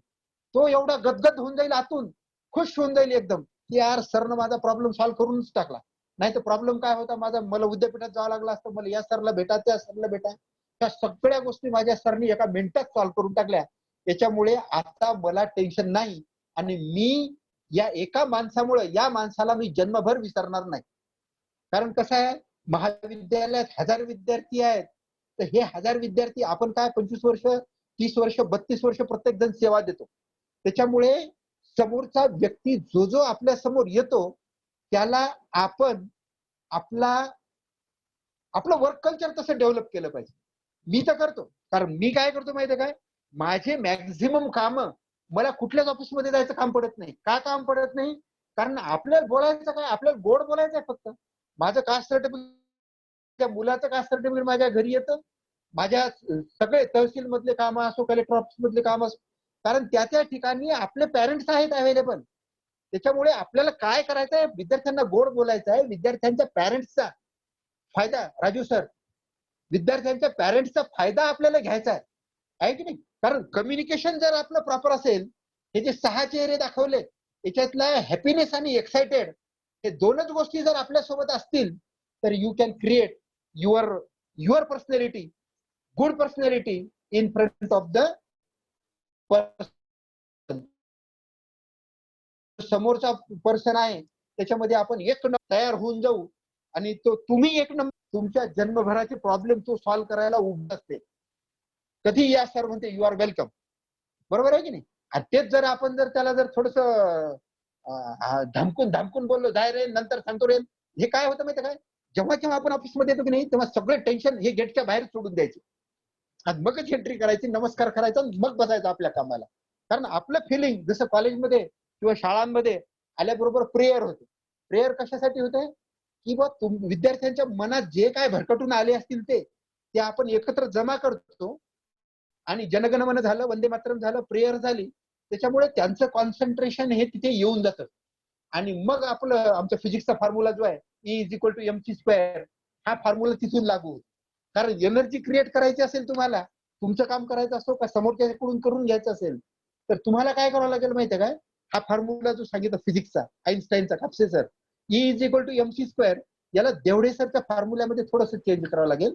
यू हॅव टू क्रिएट, बरोबर आहे की नाही, you have to create the energy should be created when your mind, M means mind and C means concentration, you have to take the square of the concentration with the product of the mind. मन आणि तुमचं concentration या दोन्हीचा गुणाकार करसाल तेव्हा तुमच्यात energy तयार होईल आणि ती एनर्जी काय करेल, तेवढं काम करून घेईल तुमच्या बॉडीकडून किंवा पर्सनल ज्यांच्याकडून तुम्हाला काम करून घ्यायचं आहे त्यांच्याकडून. So that is most important. याला म्हणतो आपण इंटरपर्सनल स्किल्स आपले कसे डेव्हलप करायची आणि स्वतःला लोकांसमोर कसं प्रेझेंट करायचंय नेक्स्ट पॉइंट आहे माझा टाइम मॅनेजमेंट. हा सर्वात मोठा. आता हे जे स्किल्स आहेत, इंटरपर्सनल असो, प्रेझेंटेशन असो, टाइम मॅनेजमेंट असो, कम्युनिकेशन असो, मी जे आजपर्यंत जवळपास 32 सेशन घेतले विद्यापीठाच्या गाईडलाईन्स प्रमाणे, याच्यात 1.5 तास आपण एक एक सेशन घेतो. आपण इथे जवळपास 10 मिनिट, 5 मिनिट, 7 मिनिट एका सेशनला देत आहे. आणि तेवढ्या सेशन मध्ये तेवढ्या गोष्टी सांगणं हे मी प्रयत्न करत आहे. कारण मी 1.5 तासाचं लेक्चर या प्रत्येक, आता हे टाइम मॅनेजमेंट जे दिसतं तुम्हाला, त्या टाइम मॅनेजमेंट वर माझ्याकडे 1.5 तासाचं लेक्चर आहे. पण कसं आहे, एवढं टाइम मॅनेजमेंट आपण इथे कमी वेळात 10 मिनिटात कसं करायचं तेवढं पाहणार आहे. की प्रायोरिटायझेशन कशाला द्यायचं, priorities the work and schedule your time accordingly. तर टाइम मॅनेजमेंट मध्ये असतं काय माहितीये का, की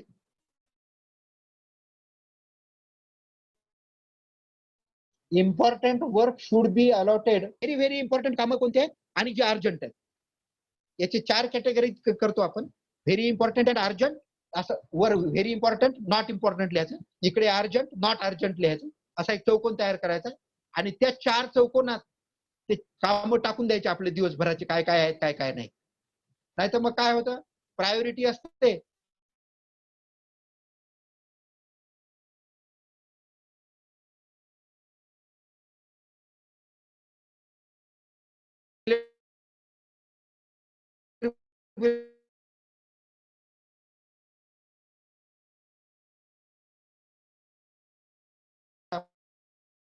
मोबाईल रिचार्ज मारायचा आहे, तर तो चार्ज रिचार्ज कट करायचा, इलेक्ट्रिसिटी आपल्या घरात. म्हणून दुसऱ्या स्टेज मधलं जे आहे अर्जंट बट इम्पॉर्टंट, त्याला पहिल्या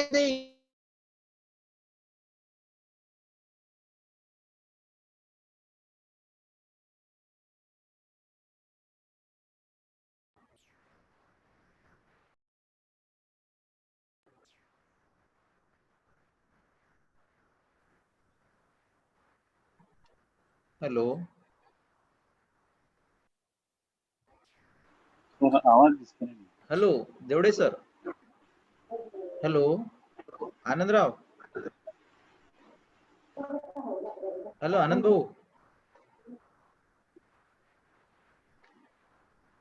हॅलो. सर आवाज बंद झाला हो. हो हो हो हो आनंद भाऊ.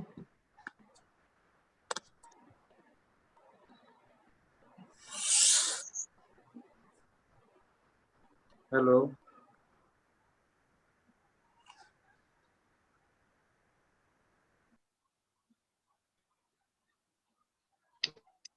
सर मीटिंग टाइम संपला का हो? Hello. Hello.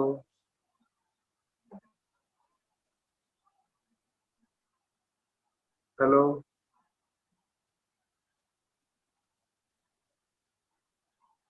Hello. Hello. Hello Anandrao. Hello. Hello. आवाज नाही, आवाज. हो सर आवाज येत नाही. हॅलो आनंद, आवाज येत नाही.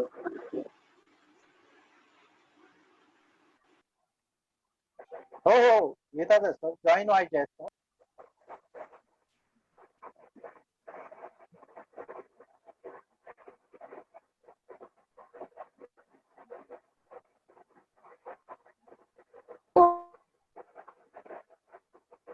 हॅलो. सरांचा माईकच दिसत नाही.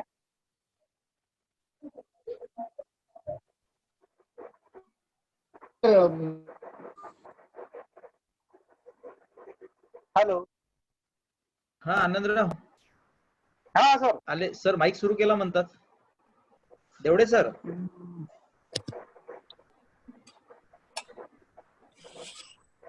हा आलेले आहे आता. हो देवडे सर. Hello sir. हा हॅलो. हा हा हा, येतोय सर हा आवाज. हा येतोय. ठीक. हा ओके. टाइम मॅनेजमेंट पासून. हा time management, time management right. तर टाइम मॅनेजमेंट मध्ये कहाँ तक हो गया काम? तू सर्वात महत्वाचा मुद्दा मी सांगितलं. हाँ राइट. और साइड में उसके नीचे थोड़ा सीमेंट पे भर दिया, एक फुट पूरा लग गया उल्टा.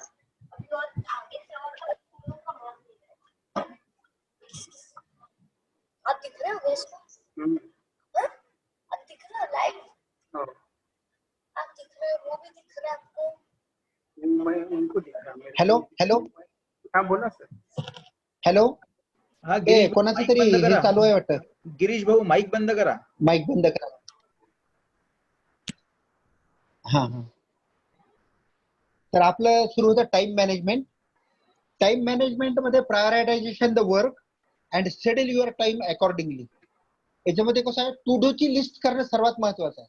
टू डू ची लिस्ट म्हणजे की मी आज झोपणार आहे आणि झोपायच्या आधी मला उद्या जे जे कामं करायचे आहेत त्याची एक थोडीशी जर लिस्ट ठेवली आपण आणि ती लिस्ट जर आपल्या पॉकेटमध्ये ठेवली दिवसभराच्या कामाची, तर ती काय होईल माहितीये का, आपले जे खूप सारे पेंडिंग काम आहे ते त्यावर टिक करून ते खोडून टाकता येतील. त्याच्यामुळे काय होईल की काम पुढे पुढे पुढे पुढे सरकत जातील.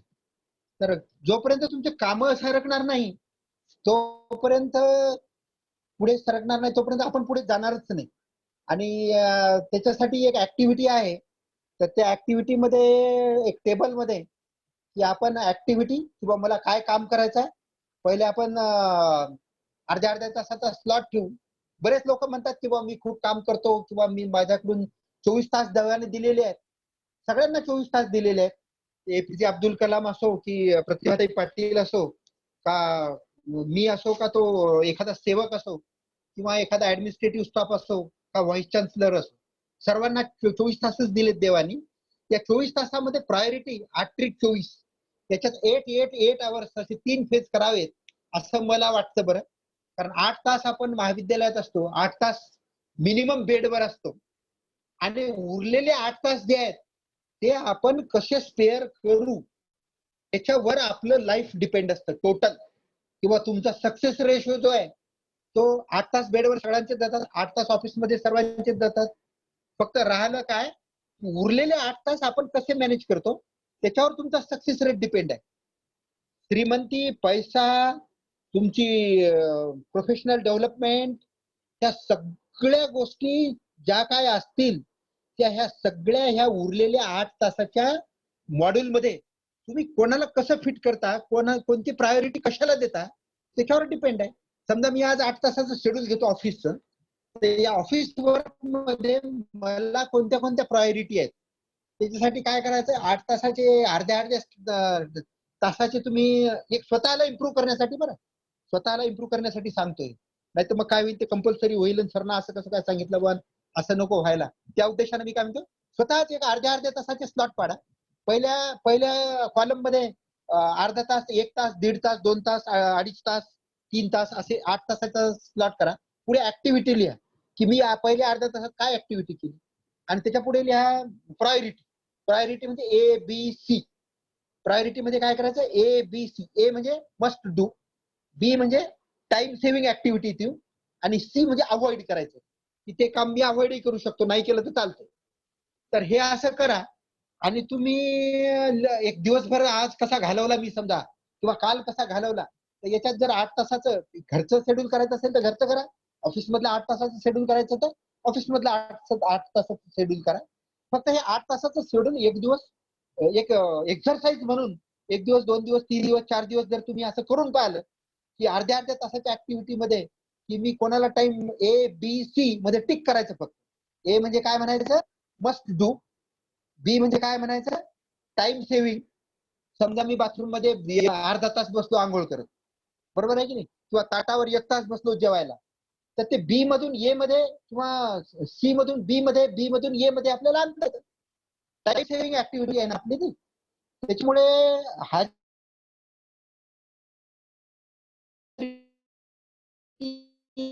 आहे त्या ABC मध्ये मी याच्यासाठी कॅटेगरी की तुमचं टाइम मॅनेजमेंट आणि हे दर तयार देतात आणि कुठे मॅनेज करायला पाहिजे, हा एक मुद्दा झाला. आणि दुसरा मुद्दा मी मध्ये सांगता सांगता विसरलो की तुमचं टू डू ची लिस्ट तयार करायची आहे. उद्या दिवसभर जे कामं करायचे आहे तुम्हाला ते आज रात्री लिहून ठेवायचे आहे आणि उद्या दिवसभर जे जे येतील मी मॅक्झिमम टाइमला करतो बरं. मी जे कामं येतील मला ते कामं मध्ये ऍड करायचे आहे आणि ते आज संध्याकाळी हे करताना उद्याच्या याच्यामध्ये लिहायचं. स्वतः स्पायरल डायरी ठेवायची खिशामध्ये आणि त्या डायरीमध्ये ते कामं लिहित जायचं. नाही तर काय होतं, बरेच लोक हेच करतात कारण आपण तर काही पर्सनल सेक्रेटरी ठेवू शकत नाही स्वतःला. जे मोठे मोठे लोक आहेत ते पीए त्यांचे ते काम करतात आणि त्यामुळे काय त्यांच्यामुळे त्यांच्या कामामध्ये इम्प्रुव्हमेंट होते, आपल्या कामामध्ये इम्प्रुव्हमेंट होत नाही. You will become your PA आणि तुमची डायरी मेंटेन करा, पर्सनल डायरी ठेवा आणि त्याचा इम्पॅक्ट जो आहे तो तुम्ही दिवसांनी 2 दिवसांनी arrive at the work at a designated time. हा तो report to work on time म्हटलं मी या फ्रेम मध्ये, या स्लाइड मध्ये.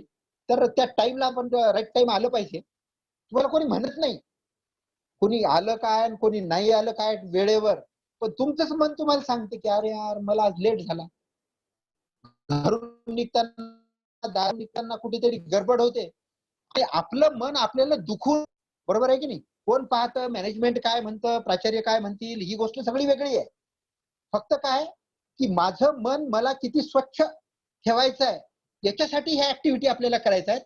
त्याच्यामुळे आपल्या टाइमवर यायचं आहे. Hourly employee must be checking in on the computer and not your cellphones.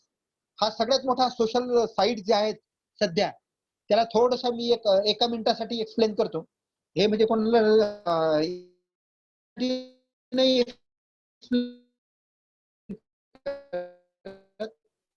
पण सोशल साईट जेवढ्या जेवढ्या असतील आपण बाजूला तो बंद नसतो, तो सायलेंट असतो, सायलेंट करून ठेवायचा आणि नोटिफिकेशन म्यूट करायचे आणि दर 2 तासांनी किंवा नेट बंद करून टाकायचं. दर 2 तासांनी एकदा मोबाईल घ्यायचा हातात आणि 5 मिनिट पाहून घ्यायचं मला कोणाचे व्हेरी इम्पॉर्टंट आले का आणि मी त्यांना व्हेरी इम्पॉर्टंट 5 मिनिटात टाकायचं दर 2 तासांनी. नाहीतर मग काय होतं, याच्यात तुमचं नेटही खर्च होत नाही आणि आपलं कॉन्सन्ट्रेशन जे आहे ते कॉन्सन्ट्रेशन टिकून राहतं आणि आपलं काम होतं. नाही तर आजकाल आधी नव्हता हा मोबाईल, एक 8-10 वर्षापूर्वी. 10 वर्षापूर्वी आपल्याला घरून फोन आला की घरी गेले जाईपर्यंत काही प्रॉब्लेम नव्हता. आता काय होऊन राहिलं, या सेलफोनमुळे बरेच काही प्रॉब्लेमही होऊन राहिले, बरेच काही प्रॉब्लेम सॉल्व्ह होऊन राहिले. हा सेलफोन किंवा ह्या जे सगळ्या नेट ऍक्टिव्हिटी आहेत याचं यूज आपण प्रॉपर वेनी कसा करायचा आहे हे पाहण्यासाठी मी तुम्हाला या 2-2 तासाची ट्रिक सांगतो. 2 तासांनी नेट ओपन करून पाहायचं. आपल्याला जे मेल्स आलेत, आपल्याला जे व्हॉट्सअप मेसेजेस आलेत, आपल्याला जे चॅटिंग आलं, जे काय जेवढ्या इंस्टाग्राम साईट्स जेवढ्या असतील तेवढ्या एक 5 मिनिटात चेक करून घ्यायच्या. व्हेरी इम्पॉर्टंट असतील, अर्जंट असतील तर त्याला तिथे रिप्लाय देऊन द्यायचा. आपल्या विद्यापीठाचे काही कामं असतील, विद्यापीठाचे ग्रुप असतील, जेडी ऑफिसचा ग्रुप आहे आपल्याकडे, नॉन टीचिंग स्टाफ अकॅडमिक स्टाफचा ग्रुप आहे, ऍडमिनिस्ट्रेटिव्ह स्टाफचा ग्रुप आहे. याच्यामध्ये आपण काय करायचं आहे की ह्या सगळ्या गोष्टी इन्व्हॉल्व्ह करून घ्यायच्या आहे आणि ज्याच्यामुळे हे आपल्याला सगळे बेनिफिट्स होतील. त्याच्यानंतर being on time does not mean pulling into the parking. म्हणजे काय, स्वतःच्या मनानं जर आपण सगळ्या गोष्टी जर केल्या ना तर सगळ्या गोष्टी ह्या बेनिफिट्स होतील आणि आपल्याला आपल्या टाइम मॅनेजमेंटचा सपोर्ट आपल्या डेव्हलपमेंटमध्ये होईल. त्याच्यामुळे इथे कसं आहे, इथे आपल्याला वर्किंग कल्चर किंवा वर्किंग इफिशियन्सी ऑफिस मधली वाढवता वाढवता फक्त ऑफिस मधली तर वर्किंग इफिशियन्सी वाढत नाही, स्वतःची वर्किंग इफिशियन्सी वाढते. आणि माणूस हा एकदम माणूस एक्साइटेड होतो तेव्हा कामं ऑटोमॅटिक वाढतात आणि जेव्हा कामं ऑटोमॅटिक वाढतात तेव्हा आपलं इनपुट वाढतं आणि जेव्हा इनपुट वाढतं, इनपुट हे वाढलंच पाहिजे स्वतःच. कारण आपल्याला काय एज फार कमी आहे आपलं वर्किंग आवर्सचं एज. जसं मी 8-24 म्हटलं, जर मी 60 वर्ष जगलो असेल, 80 वर्ष जगलो असेल आणि त्याच्यातले दररोज 8 तास पकडले मी तर 1/3 तर गेलं ना माझं आयुष्य. 90 वर्ष जगलो असेल तर 30 वर्ष झोपलो मी. 90 वर्ष जर जगलो असेल तर 30 वर्ष काय 8 तास माझे झोपण्यात गेले आहेत. त्याच्यामुळे 30 वर्ष माझे झोपण्यात गेले, उरले 60 वर्ष माझ्याजवळ आहे की नाही. तर तो तसा पिरियड तुम्ही थोडा ऍडजस्ट करा. त्याच्यामुळे काय होईल माहितीये का, स्वतःमध्ये इम्प्रुव्हमेंट होईल, स्वतःचे स्किल्स स्वतःला डेव्हलप करता येतील, मॅक्झिमम काम मिनिमम टाइम मध्ये होईल. बरोबर आहे की नाही. नाही तर काय होतं, काम तसंच पेंडिंग राहतं, दिवस निघून जातात. पटकन माणूस माणसाचे किती वर्ष सर्व्हिस मधले निघून गेले याचा पत्ता लागत नाही. आता 5 वर्ष झाले म्हणते, आता 10 झाले म्हणते, आता 15 झाले, आता 20 वर्ष झाले. हे काय होतं, हा टाइम स्लॅब निघून जातो. आणि माझ्या ज्या प्रायोरिटी आहे समोरच्या, आणखी एक गोष्ट महत्वाची तुम्हाला या टाइम मॅनेजमेंट मध्ये सांगायची आहे मला. फॅमिलीमध्ये सुद्धा आज रोजी माझं वय 50 वर्ष आहे कापसे सर. माझं आज रोजी 50 वर्ष आहे, मिसेसचं वय 45 आहे, माझ्या मोठ्या मुलाचं वय 24 वर्ष आहे. बरोबर आहे की नाही? 2020 सालची गोष्ट सांगतो. हो, तर हो. पुढच्या 10 वर्षाचं कॅलेंडर लिहून ठेवा ना तुम्ही. पुढच्या 10 वर्षाचं कॅलेंडर लिहून ठेवा, की ते एक चार्ट करायचं आपल्या डायरीमध्ये 2020 ते 2030 की माझ्या प्रायोरिटीज काय काय आहेत. 2022 साली मोठा मुलगा किती वर्षाचा होतो, 2 नंबरचा किती वर्षाचा होतो, 23व्या वर्षी तो म्हणजे 2023 ला, 24 ला, 25 ला, 26 ला, 27 ला, 29 ला, 30 ला, 30 सालापर्यंत कोणाकोणाचं एज काय काय होतं आणि फॅमिलीतल्या प्रायोरिटीज काय काय आहेत हे तुम्ही लिहून टाका ना आत्ताच. याच्यामुळे याच्याप्रमाणे तुम्ही प्लॅनिंग करा. नाही तर काय होतं, टाइम निघून जातो आणि गोष्ट वेळेवर येते आणि मग म्हणतो एखादा म्हणतो माझं पोरीचं लग्न करायचं बा, 2 एकर इका लागतं. बरोबर आहे की नाही? त्याच्यामुळे time management it is most important. म्हणजे आज जर मी त्या एज्युकेशनसाठी, त्या मॅरेजसाठी, त्या कामासाठी माझ्या जर काही प्लॅनिंग करून ठेवत असेल तर that is the most important. त्याच्यामुळे पुढच्या 10 वर्षाचं, 20 वर्षाचं कॅलेंडर घरी गेल्याबरोबर तुम्ही डायरीत सगळेजण लिहून ठेवा आणि स्वतःचं वय, स्वतःच्या मिस्टरचं वय, अपत्यांचं वय आणि त्यांच्या प्रायोरिटी त्या 2020 पासून 2040 पर्यंत काय काय आहे, कुठे कुठे काय काय येणार आहे, हे जर आपण केलं तर निश्चितच आपण हे आपल्या लाईफ मध्ये सुद्धा, जसं ऑफिसमध्ये, जसं वर्क कल्चर मध्ये पुढे पुढे जाणार आहे, तसं स्वतःच्या पर्सनल लाईफ मध्ये सुद्धा याचं बेनिफिट आपल्याला निश्चितच होईल. नेक्स्ट आणि शेवटचा पॉइंट आहे आपला स्ट्रेस मॅनेजमेंट. तर स्ट्रेस मॅनेजमेंट मध्ये स्ट्रेस येऊ नये याच्यासाठी सगळ्यात महत्वाचा मुद्दा जर असेल तर तो म्हणजे फोकस. की तुमचा फोकस कुठे आहे, त्या फोकसवर स्ट्रेस डिपेंड असतो. School yourself to wake and get ready, not for work but for your day. दिवसभरासाठी आपण तयार होतो. बरोबर आहे की नाही? कुठेही असा तुम्ही, ऑन द ड्राईव्ह असा, ऑन द लिसन म्युझिक असा, ऑन द ह्युमर एनिथिंग असा, it is related to work. आणि वर्क हे असं असलं पाहिजे की ज्याच्यातून मला आनंद झाला पाहिजे. आणि आनंद होईल या उद्देशाने काम नाही करायचं स्वतःच. काय म्हणतो, काय होतं माहितीये का, मला हे काम करायचं आहे, मला ते काम करायचं आहे असं म्हणत राहतो आपण आणि स्वतःला टेन्शन घेत राहतो. लक्षात आलं काय? काम म्हणजे कसं असलं पाहिजे की मी एन्जॉय करतो. मी काय करतो की मी एन्जॉय करतो, की मी काम करतो, मी राहतो, मी बोलतो, मी पिरियड घेऊन आलो, मी हे एवढं काम केलं म्हणजे मी एन्जॉय केलं, असं जर स्वतःला समजलं तर your stress is automatically managed. बरोबर आहे की नाही? प्रत्येक गोष्ट ही एन्जॉय करता आली पाहिजे. जर आपण एन्जॉय करत राहिलो सगळ्याच गोष्टी तर कशाचा स्ट्रेस राहील लाईफ मध्ये, राहणारच नाही. आणि तुमचं सगळं आयुष्य हे स्ट्रेसलेस राहील, हे 100% गॅरंटी देतो मी तुम्हाला. त्याच्यामुळे स्ट्रेस नावाची गोष्ट ही जर माइंड मधून आपण मॅक्झिमम टाइम काढून टाकली की बा मला ताण आहे, मला याच्यामुळे माझं हे खराब होते आणि त्याच्यामुळे माझं ते खराब होते, कधीच कोणी तुमचं काहीच खराब करत नाही. तुम्ही जेवढे सगळ्या गोष्टीला आपण स्वतःच रिस्पॉन्सिबल असतो. त्याच्यामुळे काय माहितीये का, आपण जेवढे कम्फर्ट झोन मध्ये राहू तेवढं आपलं स्ट्रेस मॅनेजमेंट ऑटोमॅटिक होतं. त्याच्यामुळे शक्यतो काय करायचं, स्ट्रेस कमी करायचा असेल तर मॅक्झिमम टाइम कम्फर्ट झोन मध्ये राहायचं. एक डेल कार्नेगी म्हणून आहे, तर डेल कार्नेगीने एक सर्वे केला होता. त्या सर्वे बद्दल मी तुम्हाला एक सांगेल. तर त्या सर्वेमध्ये त्यांनी हेच गोष्टी सांगितल्या की एज कमी करून पाहायचं. त्यांनी एक एक्सपेरिमेंट केला. एज कमी करून पाहायचं म्हणजे मी आता 50 वर्ष वयाचा आहे, मी 10 वर्ष माझं वय 20 वर्ष करेल आणि 30च्या एज मध्ये माझं लाईफ जसं होतं तशी लाईफस्टाईल मी करायचा प्रयत्न करेन. किंवा जो 70 वर्षाचा आहे त्यांनी 50 जगायचं, जो 80 वर्षाचा आहे त्यांनी 60 जगायचं, जो 90 वर्षाचा आहे त्यांनी काय करायचं, 20 वर्ष आपलं लाईफ स्टाईल कमी करायचं. आणि 20 वर्षापूर्वी मी जसा जगत होतो तसं जर जगला, डेल कार्नेगीचा हा म्हणजे एक्सपेरिमेंट आहे त्याच्या इंडस्ट्री मधला. त्यांनी तो सर्वे केला आणि त्यांनी काय केलं की फोटो काढून ठेवले सर्वांचे. म्हणजे माझा फोटो काढून ठेवला, कापसे सरांचा काढून ठेवला, सगळ्यांचं काढून ठेवलं. आणि डेल कार्नेगीनं सांगितलं की तुम्ही 20 वर्षाच्या पूर्वी जसे होते तसे आजपासून जगा, तसा ड्रेस घाला, तसे सायकलवर फिरा, तसे पानटपरीवर उभे राहा, तीच स्टाईल करा. लक्षात आलं का तुमच्या?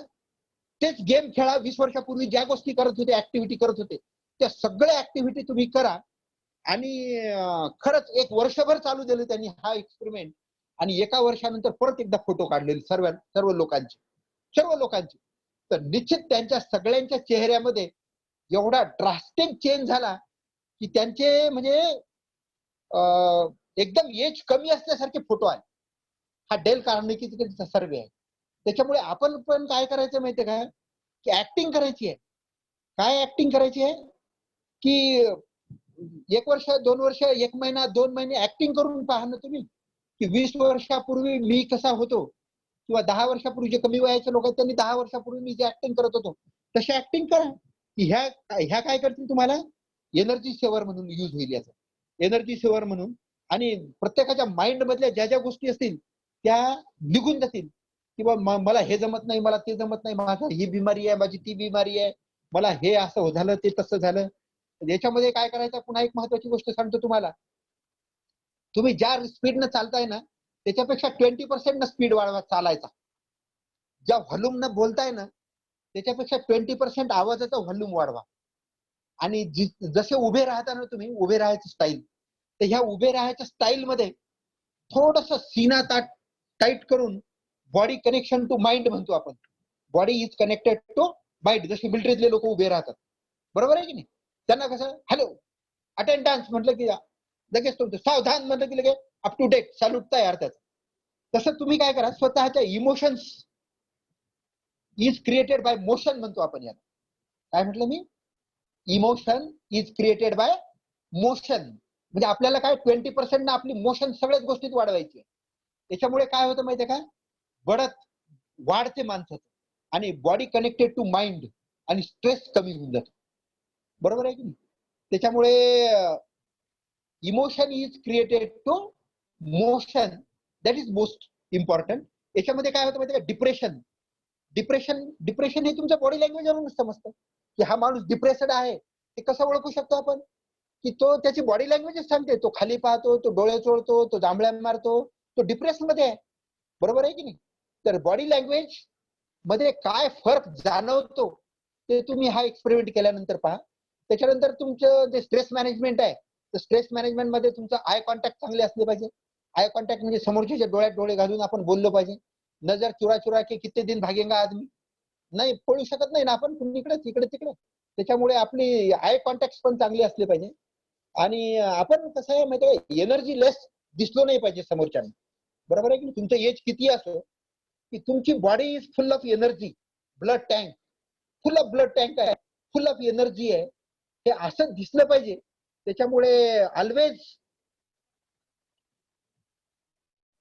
नेहमी पुढे राहा. त्याच्यामुळे तुमच्या चेहऱ्यावरचे एक्सप्रेशन स्माइलिंग एक्सप्रेशन असले पाहिजे तुमच्या चेहऱ्यावर. त्याच्यामुळे भीती निघून जाते माणसाची, बरोबर आहे की नाही? आणि सगळ्यांसोबत कम्फर्टेबली भेटलं पाहिजे, हॅलो हाय केलं पाहिजे, दोस्तोसे सगळ्यांना भेटलं पाहिजे, सगळ्यांना हॅलो हाय केलं पाहिजे, फोनवर बोलताना मोकळ्या मनाने बोललं पाहिजे. याच्यामुळे काय होतं माहितीये का, माइंड मधला स्ट्रेस निघून जातो. सगळ्यात महत्वाचं म्हणजे तुमची श्रद्धा, देव, इथेही थोडी श्रद्धा ठेवा. त्याच्यामुळे मग स्वतःवर श्रद्धा राहील माणसाची. तर नाही तर मग तुम्ही जर चुप राहाल, खामोश राहाल, तुम्ही स्वतःला प्रेझेंट करणार नाही कोणासमोर, तर तुमचा स्ट्रेस ऑटोमॅटिकली माइंड मध्ये हा वाढत जातो. आणि स्ट्रेस जर वाढत गेला तर ते समोरच्याला तुमच्या प्रेझेंटेशन स्टाईल मध्ये दिसतं. की त्याच्यामुळे काय होतं माहितीये का, डोळ्याभोवती काळे वर्तुळ येणं, केस पांढरे होणं, ह्या सगळ्या गोष्टी ज्या आहेत, चेहऱ्यावर सुरकुत्या येणं, ह्या सगळ्या गोष्टी ऑटोमॅटिकली फेसवर येत राहतात. त्याच्यामुळे तुमचं ब्रिदिंग जे आहे, ब्रिदिंग श्वासोश्वास, हा ब्रिदिंग शॉर्ट ब्रिदिंग होऊन जातं. आणि शॉर्ट ब्रिदिंग झालं की आपल्या लंग्स वर्क करत नाहीत बरोबर. त्याच्यामुळे योग प्राणायाम हा दररोज सकाळी केलाच पाहिजे, थोडा का होईल, नाही काही तर 10 मिनिट वर जाऊन तुम्ही राऊंड जर मारला ना, किंवा घरातल्या घरात जाग्यावर जर तुम्ही महिलांसाठी जर त्यांनी 50 जर दोरीवर उड्या मारल्या, आणि पुरुषांसाठी सायकलिंग केलं, स्विमिंग केलं किंवा रनिंग केलं, एक 15-20 मिनिटच करायचं, जास्त नाही करायचं. त्याच्यामुळे काय होतं माहिती का, ब्रिदिंग स्टाईल वाढते आणि ब्रिदिंग वाढलं की रेस्पिरेटरी सिस्टीम वर्क करायला लागली की ना करोना ना कोरोना, कोणताच करोना येणार नाही तुमच्याजवळ, काहीच होणार नाही आणि स्ट्रेस मॅनेजमेंट हे आपलं फुल्ली होईल, हे 100% सांगतो मी तुम्हाला. त्याच्यामुळे ह्या सगळ्या गोष्टी जर आपण करत राहिलो तर निश्चितच आपलं स्ट्रेस मॅनेजमेंट हे होईलच. अलर्टनेस, त्याच्यामुळे जो आहे तुमचा प्लॅन ऑफ द वर्क आणि ते जे प्लॅनिंग आहे, जो आपण टू डू ची लिस्ट तयार केलेली आहे की हे सगळं आपण मिनिट टू मिनिट आपण आपला डिवोट करू शकू आणि त्याच्यामधून आपण आउटपुट काढू शकू. आणि हे जेव्हा जेव्हा आपण आउटपुट काढू तेव्हा प्रत्येक वेळी मी एन्जॉय करतो असं म्हणत राहावं लागतं. बरोबर आहे की नाही? नाही तर मग मी आलो लेक्चर घेऊन आणि मग जांभळ्या मारून आलो, असं झालं तसं झालं, पोरांनी रिस्पॉन्सेस दिला नाही, माझाच अभ्यास झाला नव्हता, म्हणतो तेव्हा यू आर फिलिंग गिल्टी. तुला ठरलं नाही. आज विद्यापीठ काय करते की लगेच ईमेलवर पत्र पाठवून देतं आणि ते सांगतं की आजच 4 वाजेपर्यंत पाठवून द्या माहिती. हा एक मोठा प्रॉब्लेम येतो, युनिव्हर्सिटीचा असो का जेडीचा असो का सर्वांचा असो. आणि हा ऍडमिनिस्ट्रेटिव्ह टॉप मध्ये सगळ्यात मोठ्या डोकेदुखी असते. तर अशा वेळी तुमचा स्ट्रेस तुम्ही कसं मॅनेज करायचं, बरोबर आहे की नाही? स्ट्रेस येऊच द्यायचं नाही, एन्जॉय करतो म्हणायचं काम. आणि मॅक्झिमम कामं आपल्याला माहितीच असतात की 5 तारखेला कोणते कामं येणार आहे, 10 तारखेला कोणती कामं येणार आहे, 20 तारखेला काय करायचं आहे, 25 तारखेला काय करायचं, 30 तारखेला काय करायचं. ह्या ज्या 5-5 तारखांच्या 6 फेज मध्ये 6 म्हणजे 30 तारखे एका महिन्याचं जर कॅलेंडर टेंटेटिव्ह आपण जर बनवून ठेवलं आपल्या कामाचं, समजा मी कॅशियर आहे किंवा मी पोरांचे फॉर्म भरणे किंवा मी स्कॉलरशिपचा क्लर्क आहे, तर मी माझं टेंटेटिव्ह काम जे आहे या मार्च महिन्याचं, एप्रिल महिन्याचं, सध्या समजा जून सुरू आहे, तर जून महिन्याचे कामं कोणती असतात बा दरवर्षी? कारण हे एका दिवसाचा कार्यक्रम नाही ना आपल्याला हे कार्यक्रम आपण वयाच्या 58 वर्षापर्यंत हे रोज हेच चालू आहे. बरोबर आहे की नाही? याचं अकॅडमिक कॅलेंडर जर आपल्याजवळ तयार असलं, माझ्याजवळ जर जूनचं कॅलेंडर तयार असलं, जुलैचं कॅलेंडर जर माझ्याजवळ तयार असलं, म्हणजे माझ्या कामाचं, समजतं ना तुम्हाला की बा तुमचं काम कोणतं आहे? तुमचं काम अकाउंटंटचं आहे का, तुमचं काम स्कॉलरशिपचं आहे का, तुमचं काम फॉर्म भरायचं आहे विद्यापीठाशी रिलेटेड आहे का, तुमचं काम जेडीसी रिलेटेड आहे, बरोबर आहे की नाही? का तुमचं काम प्राचार्याच्या समोर जो बसतो की नाही व्यक्ती एखादा ऑफिसच्या बाहेर, टन बेल दाबली की त्याला जायचं आहे, त्याला सुद्धा आहे ना. तर ह्या सगळ्यांनी काय केलं पाहिजे की बा आपली प्रायोरिटी जी आहे, आपलं जे वर्क कल्चर आहे, याच्या 30 दिवसाच्या स्लॉटचे 6 टप्पे पाडले पाहिजे असं मला वाटतं. की 5 तारखेपर्यंत मला रुटीन मध्ये येणारी कामं, इट मे बी जेडीचे कामं असो का विद्यापीठाचे कामं असो का WHO युजीसीचे कामं असो का ते मध्येच आपलं पुण्याचं ऑफिस असो, कुठलेही असो, ते जेवढे कामं आहे तेवढे सगळे कामं या 6 भागांमध्ये वाटून घ्यायचे आणि आपला स्ट्रेस कमी करून घ्यायचा आणि आपलं प्लॅनिंग हे जर ठेवलं, कारण असं म्हटलं जातं की good plan of today is better than great plan of tomorrow. काय म्हटलं मी? Good plan of today is better than a great plan of tomorrow. Look backward with satisfaction and look forward with confidence. Look backward with satisfaction and look forward with confidence. त्याच्यामुळे कसं आहे की आपल्याला आपलं काम हे करायचंच आहे, फक्त तो किती चांगलं करतो ते सगळ्यात महत्वाचा मुद्दा आहे. दुसरा आहे फ्लेक्झिबिलिटी. त्या फ्लेक्झिबिलिटी मध्ये the ability to adapt new situations, की ज्या वेळी न्यू सिच्युएशन्स येतील तिथे मी फ्लेक्झिबल झालो पाहिजे. दररोजचं जे पत्र येतं त्याच्यात मला चेंज करता आलं पाहिजे आणि ह्या सगळ्या गोष्टी सर्कमस्टन्सेस जसे जसे आले तसे मला बदलता आलं पाहिजे. त्या प्रोसिजर बदलता आल्या पाहिजे, तो बिझनेस सगळा बदलता आला पाहिजे आणि त्याचा स्ट्रेस माझ्यावर आला नाही पाहिजे. That is most important. आणि एन्जॉय करता आलं पाहिजे मला ते काम. त्याच्यामुळे त्यामध्ये हे तेव्हाच होईल जेव्हा मी माझी बॉडी सुद्धा जशी फ्लेक्झिबल असते की नाही, की मला सगळे आसनं करता येतात, कमीत कमी 8-10 आसनं तरी करता येतात. फ्लेक्झिबिलिटी ही बॉडी मधून सुरू होते आणि बॉडी मधून ती माइंड मध्ये येते आणि माइंड मधून मग वर्क कल्चर मध्ये ती पर्कोलेट होते. तर ह्या सगळ्या गोष्टी आपल्या सकाळी उठण्यापासून तर रात्री झोपेपर्यंत ह्या सगळ्या इफेक्ट करतात आपल्या वर्क कल्चरवर. So that is most important. म्हणून मी माझ्या लास्ट बट 2 च्या स्लाइड मध्ये इथे दिलेल्या instead of coffee drink water juice electrolyte, बरोबर आहे की नाही, किंवा काय काय घ्यायला पाहिजे. आणि याच्यामध्ये कॅफेन वगैरे जे असतं ते मी या स्लाइड मध्ये दिलेलं आहे. Coffee and soft drinks that contains caffeine may seem to keep you going, but in reality they add to stress and don't keep your body hydrated. नेहमी आपली पाण्याची बॉटल सोबत ठेवली पाहिजे. जास्तच वाटत असेल तर लिंबू साखर पाणी आपण घरून आणलं पाहिजे त्याच्यामध्ये टाकून, बरोबर आहे की नाही.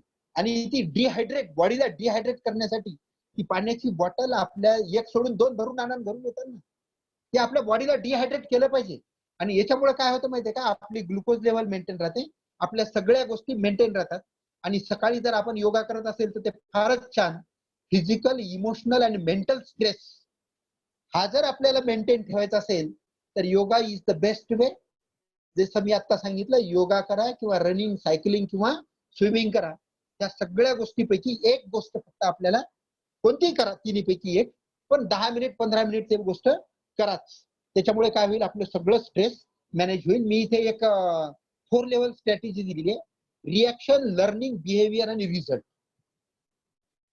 कसं आहे, मी कशी ऍक्शन करतो, बरोबर आहे, मी कोणत्या कृती करतो सकाळी उठल्यापासून, मी काय काय शिकतो, लर्निंग ऍटिट्यूड माझा कसा आहे, बरोबर आहे. मी जे शिकेल ते मी आउटपुट देईल, ऑफिसला आउटपुट देईल, वर्क कल्चर मध्ये मी माझ्या स्वतःतून आउटपुट काढेल. सगळ्यात महत्वाचा मुद्दा तो आहे की मी माझ्या स्वतःतून कसं आउटपुट काढतो, बाहेर किती आउटपुट काढतो, आणि मी किती रिअलिस्टिक आहे, आणि मी किती उपयोगी आहे पब्लिकच्या, समाजाच्या, फॅमिलीच्या, ऑफिसच्या, वर्क कल्चरच्या. तुम्ही जर उपयोगी असाल तर निश्चितच तुमच्या बिहेवियर मध्ये चेंज होईल. हा 3rd पॉइंट आहे या ग्राफवरचा. आणि जेव्हा आपलं बिहेवियरल ऍस्पेक्ट, बिहेवियरल चेंजेस आपल्यामधले चांगले, तर त्याचा रिझल्ट निश्चितच येणार आहे, बरोबर आहे की नाही. त्याच्यामुळे रिझल्ट जर चांगला आणायचा असेल तुम्हाला तर ह्या 4ही ऍक्शन मधून ती 4 लेवल जी आहे ती 4 लेवल ही फार इम्पॉर्टंट आहे. तर या सगळ्या गोष्टी आपण आतापर्यंत मागील 1-1.5 तासापासून, मला सरांनी 1 तासाचा 55 मिनिटाचा टाइम दिला होता, पण तो माझ्या माहितीप्रमाणे टाइम हा वाढत गेला. आणि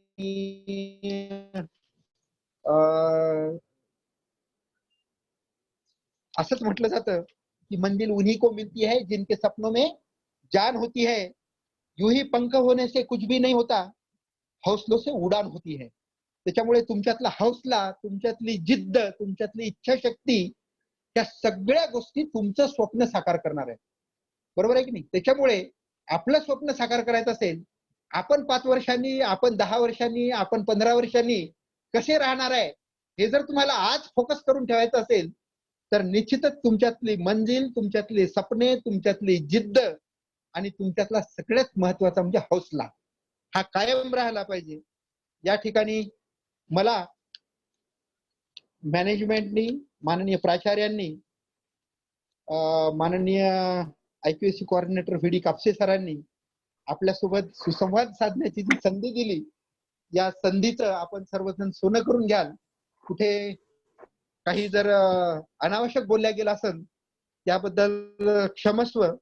आणि मुश्किलों से भाग जाना आसान नहीं होता, हर घड़ी जिंदगी का इम्तिहान होता है, डरने वालों को कुछ भी नहीं मिलता यहाँ, लड़ने वालों के कदमों में जहान होता है, लढणे वालों के कदमों में जहान होता है.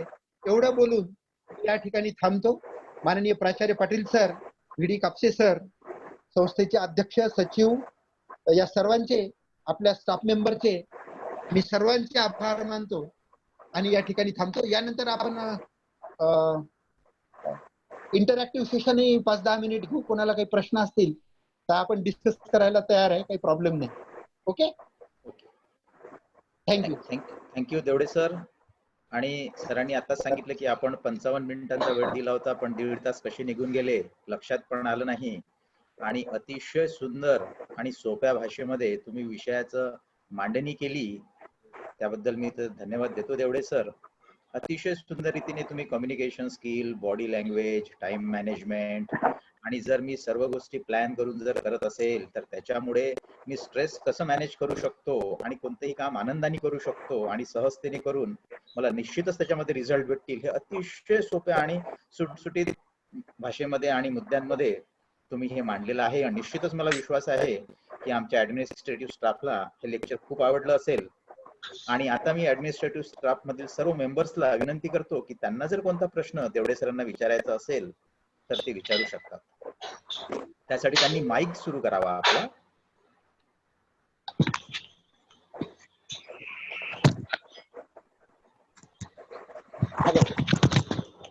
कोणी इच्छुक आहे विचारायला? हॅलो. हॅलो. हा सरदार सर, तुमचा माईक सुरू करा. माईक बंद आहे तुमचा.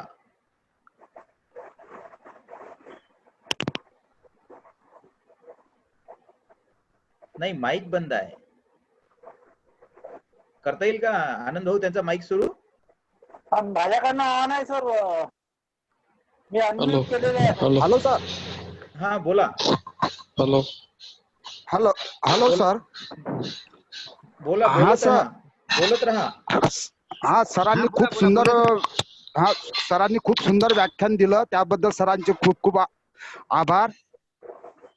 प्रश्न असा होता सर की एखाद्याचं व्यक्तिमत्व विनाकारण त्याच्यावर चुकीचे आरोप करून खराब केल्या जाते, तर अशा वेळेस त्या व्यक्तीला त्या संस्थेमध्ये जे काही नोकरी करताना खूप त्रास होतो, कारण त्याच्या बाबतीत गैरसमज पसरविल्या जातात आणि एकानं पसरवल्यानंतर ते पूर्ण कॉलेजमध्ये पसरल्या जाते. अशा वेळेस त्या व्यक्तिमत्वाची फार म्हणजे नासाडी होते आणि अशा वेळेस आपण काय करायला पाहिजे या संदर्भात थोडं मार्गदर्शन करा सर. हॅलो सर, प्रश्न खूप छान आहे आणि हे प्रत्येक स्टाफ मध्ये चालतच असतं. तर प्रत्येक ठिकाणी तुम्ही एक जण दुसऱ्यावर आरोह आणि अवरोह म्हटलं मी, तसं ते करतच असते. ते कुठेही असो, it may B family, it may B office, it may B society, it may B relative.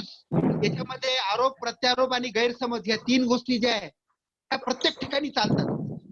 ते घर असो, फॅमिली असो, रिलेटिव्ह असो, ऑफिस असो किंवा वर्क कल्चर असो, या 5ही ठिकाणी ह्या गोष्टी चालतातच. याच्यामध्ये कसं आहे माहितीये का, कोई भी मनुष्य के साहस से बड़ा कुछ भी नहीं होता. साहस, त्याच्यामुळे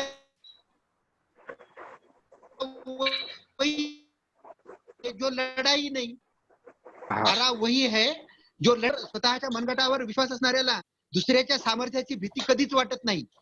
आणि अशा सामर्थ्याला हरवण्याचे धाडस नियती सुद्धा कधीच करू शकत नाही.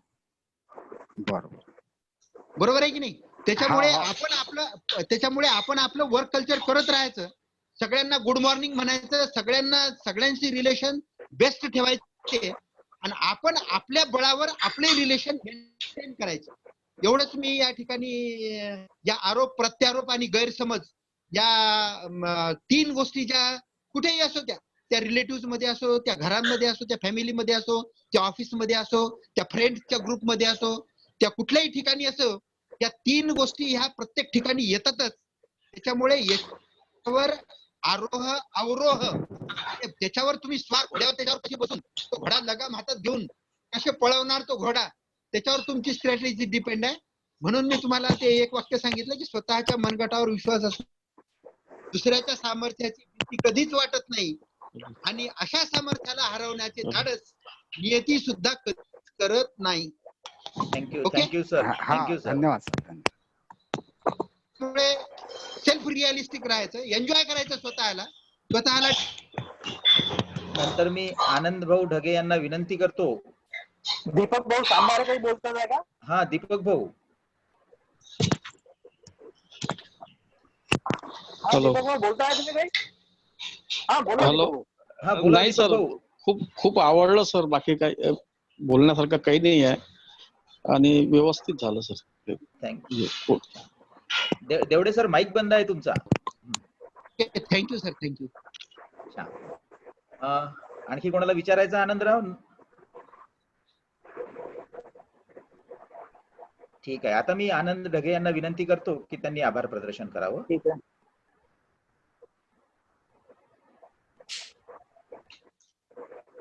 धन्यवाद सर.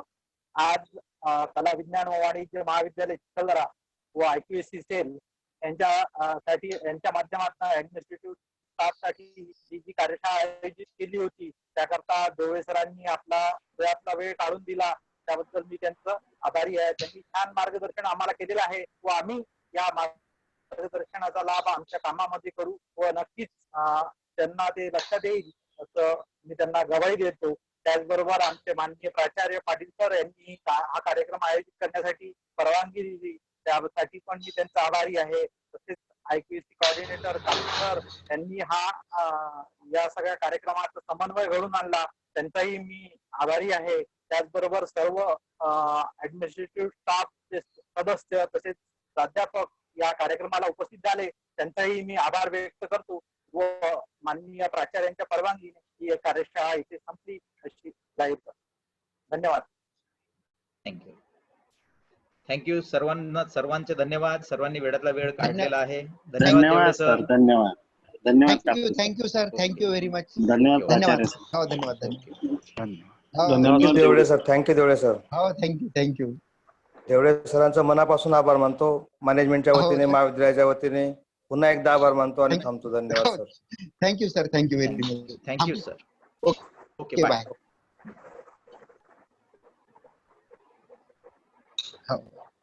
Sir bye. राजीव भाऊ. हॅलो. हॅलो. हा, कोणाला काही आपले विषय जर मांडायचे असतील तर माननीय प्राचार्यांसोबत. हॅलो, आपलं काही म्हणणं असेल तर सांगा. राजीव भाऊ नमस्कार. राजीव भाऊ. राजीव भाऊ. राजीव भाऊ काय सुरू आहे? राजीव भाऊ प्रणाम. काय सुरू राजीव भाऊ? गिरीशचं घ्या नमस्कार बा पहिले. राजीव भाऊ प्रणाम. राजीव हो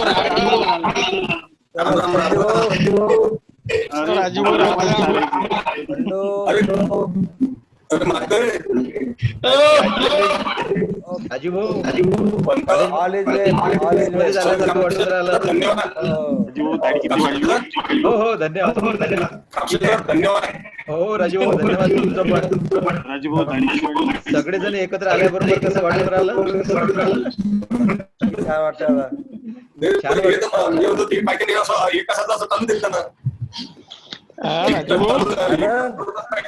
एखादा कमिशन घडत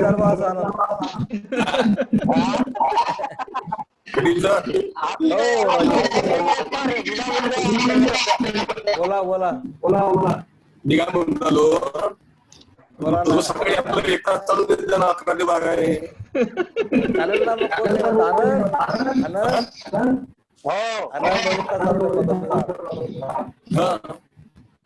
चालेल ना.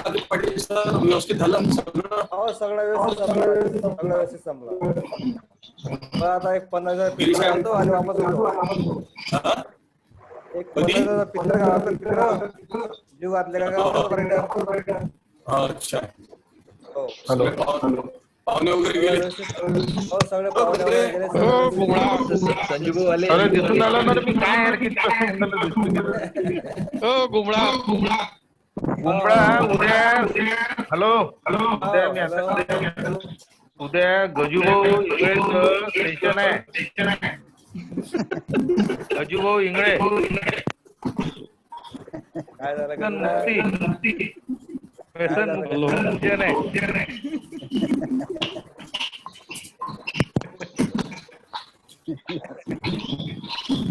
चांगलं झालं. व्यवस्थित झालं. चांगलं झालं. Okay okay. नाही छान मांडलं त्यांनी. बरं तुमच्या याच्यातून आवाज चांगला येते. हॅलो. तुमचा आवाज चांगला येते. हा हा क्लिअर येते. तुमचा आवाज एकदम क्लिअर येते. नाही त्यांच्या इथे इंटरनेटच्या बँडविड्थचा प्रॉब्लेम असेल काहीतरी. इंटरनेट बँडविड्थ जर व्यवस्थित असेल तर साऊंड क्लिअर येतो. नाही त्या दिवशी तुमची IQAC ची मीटिंग होती ना, त्याही दिवशी सुद्धा तुमच्या याच्यातून एकदम क्लिअर येते. हो का? काही डिस्टर्ब नाही. ते नागपूरमध्ये असल्यामुळे बँडविड्थ मोठी भेटते त्यांना. नागपूरमध्ये आल्यानंतर बँडविड्थ मोठी बँडविड्थ. अच्छा. हा. हो. पाटील सर नवीन शोध लावला. पाटील सर ना बँडविड्थ जास्त. कापसे सर. बोला संजीव. गोविंद यांचे जे 5 पॉइंट आहेत ना, प्रत्येक पॉइंट एक तासाचं नाही, छान बोलले पण ते. खूप छान, खूप छान. हो.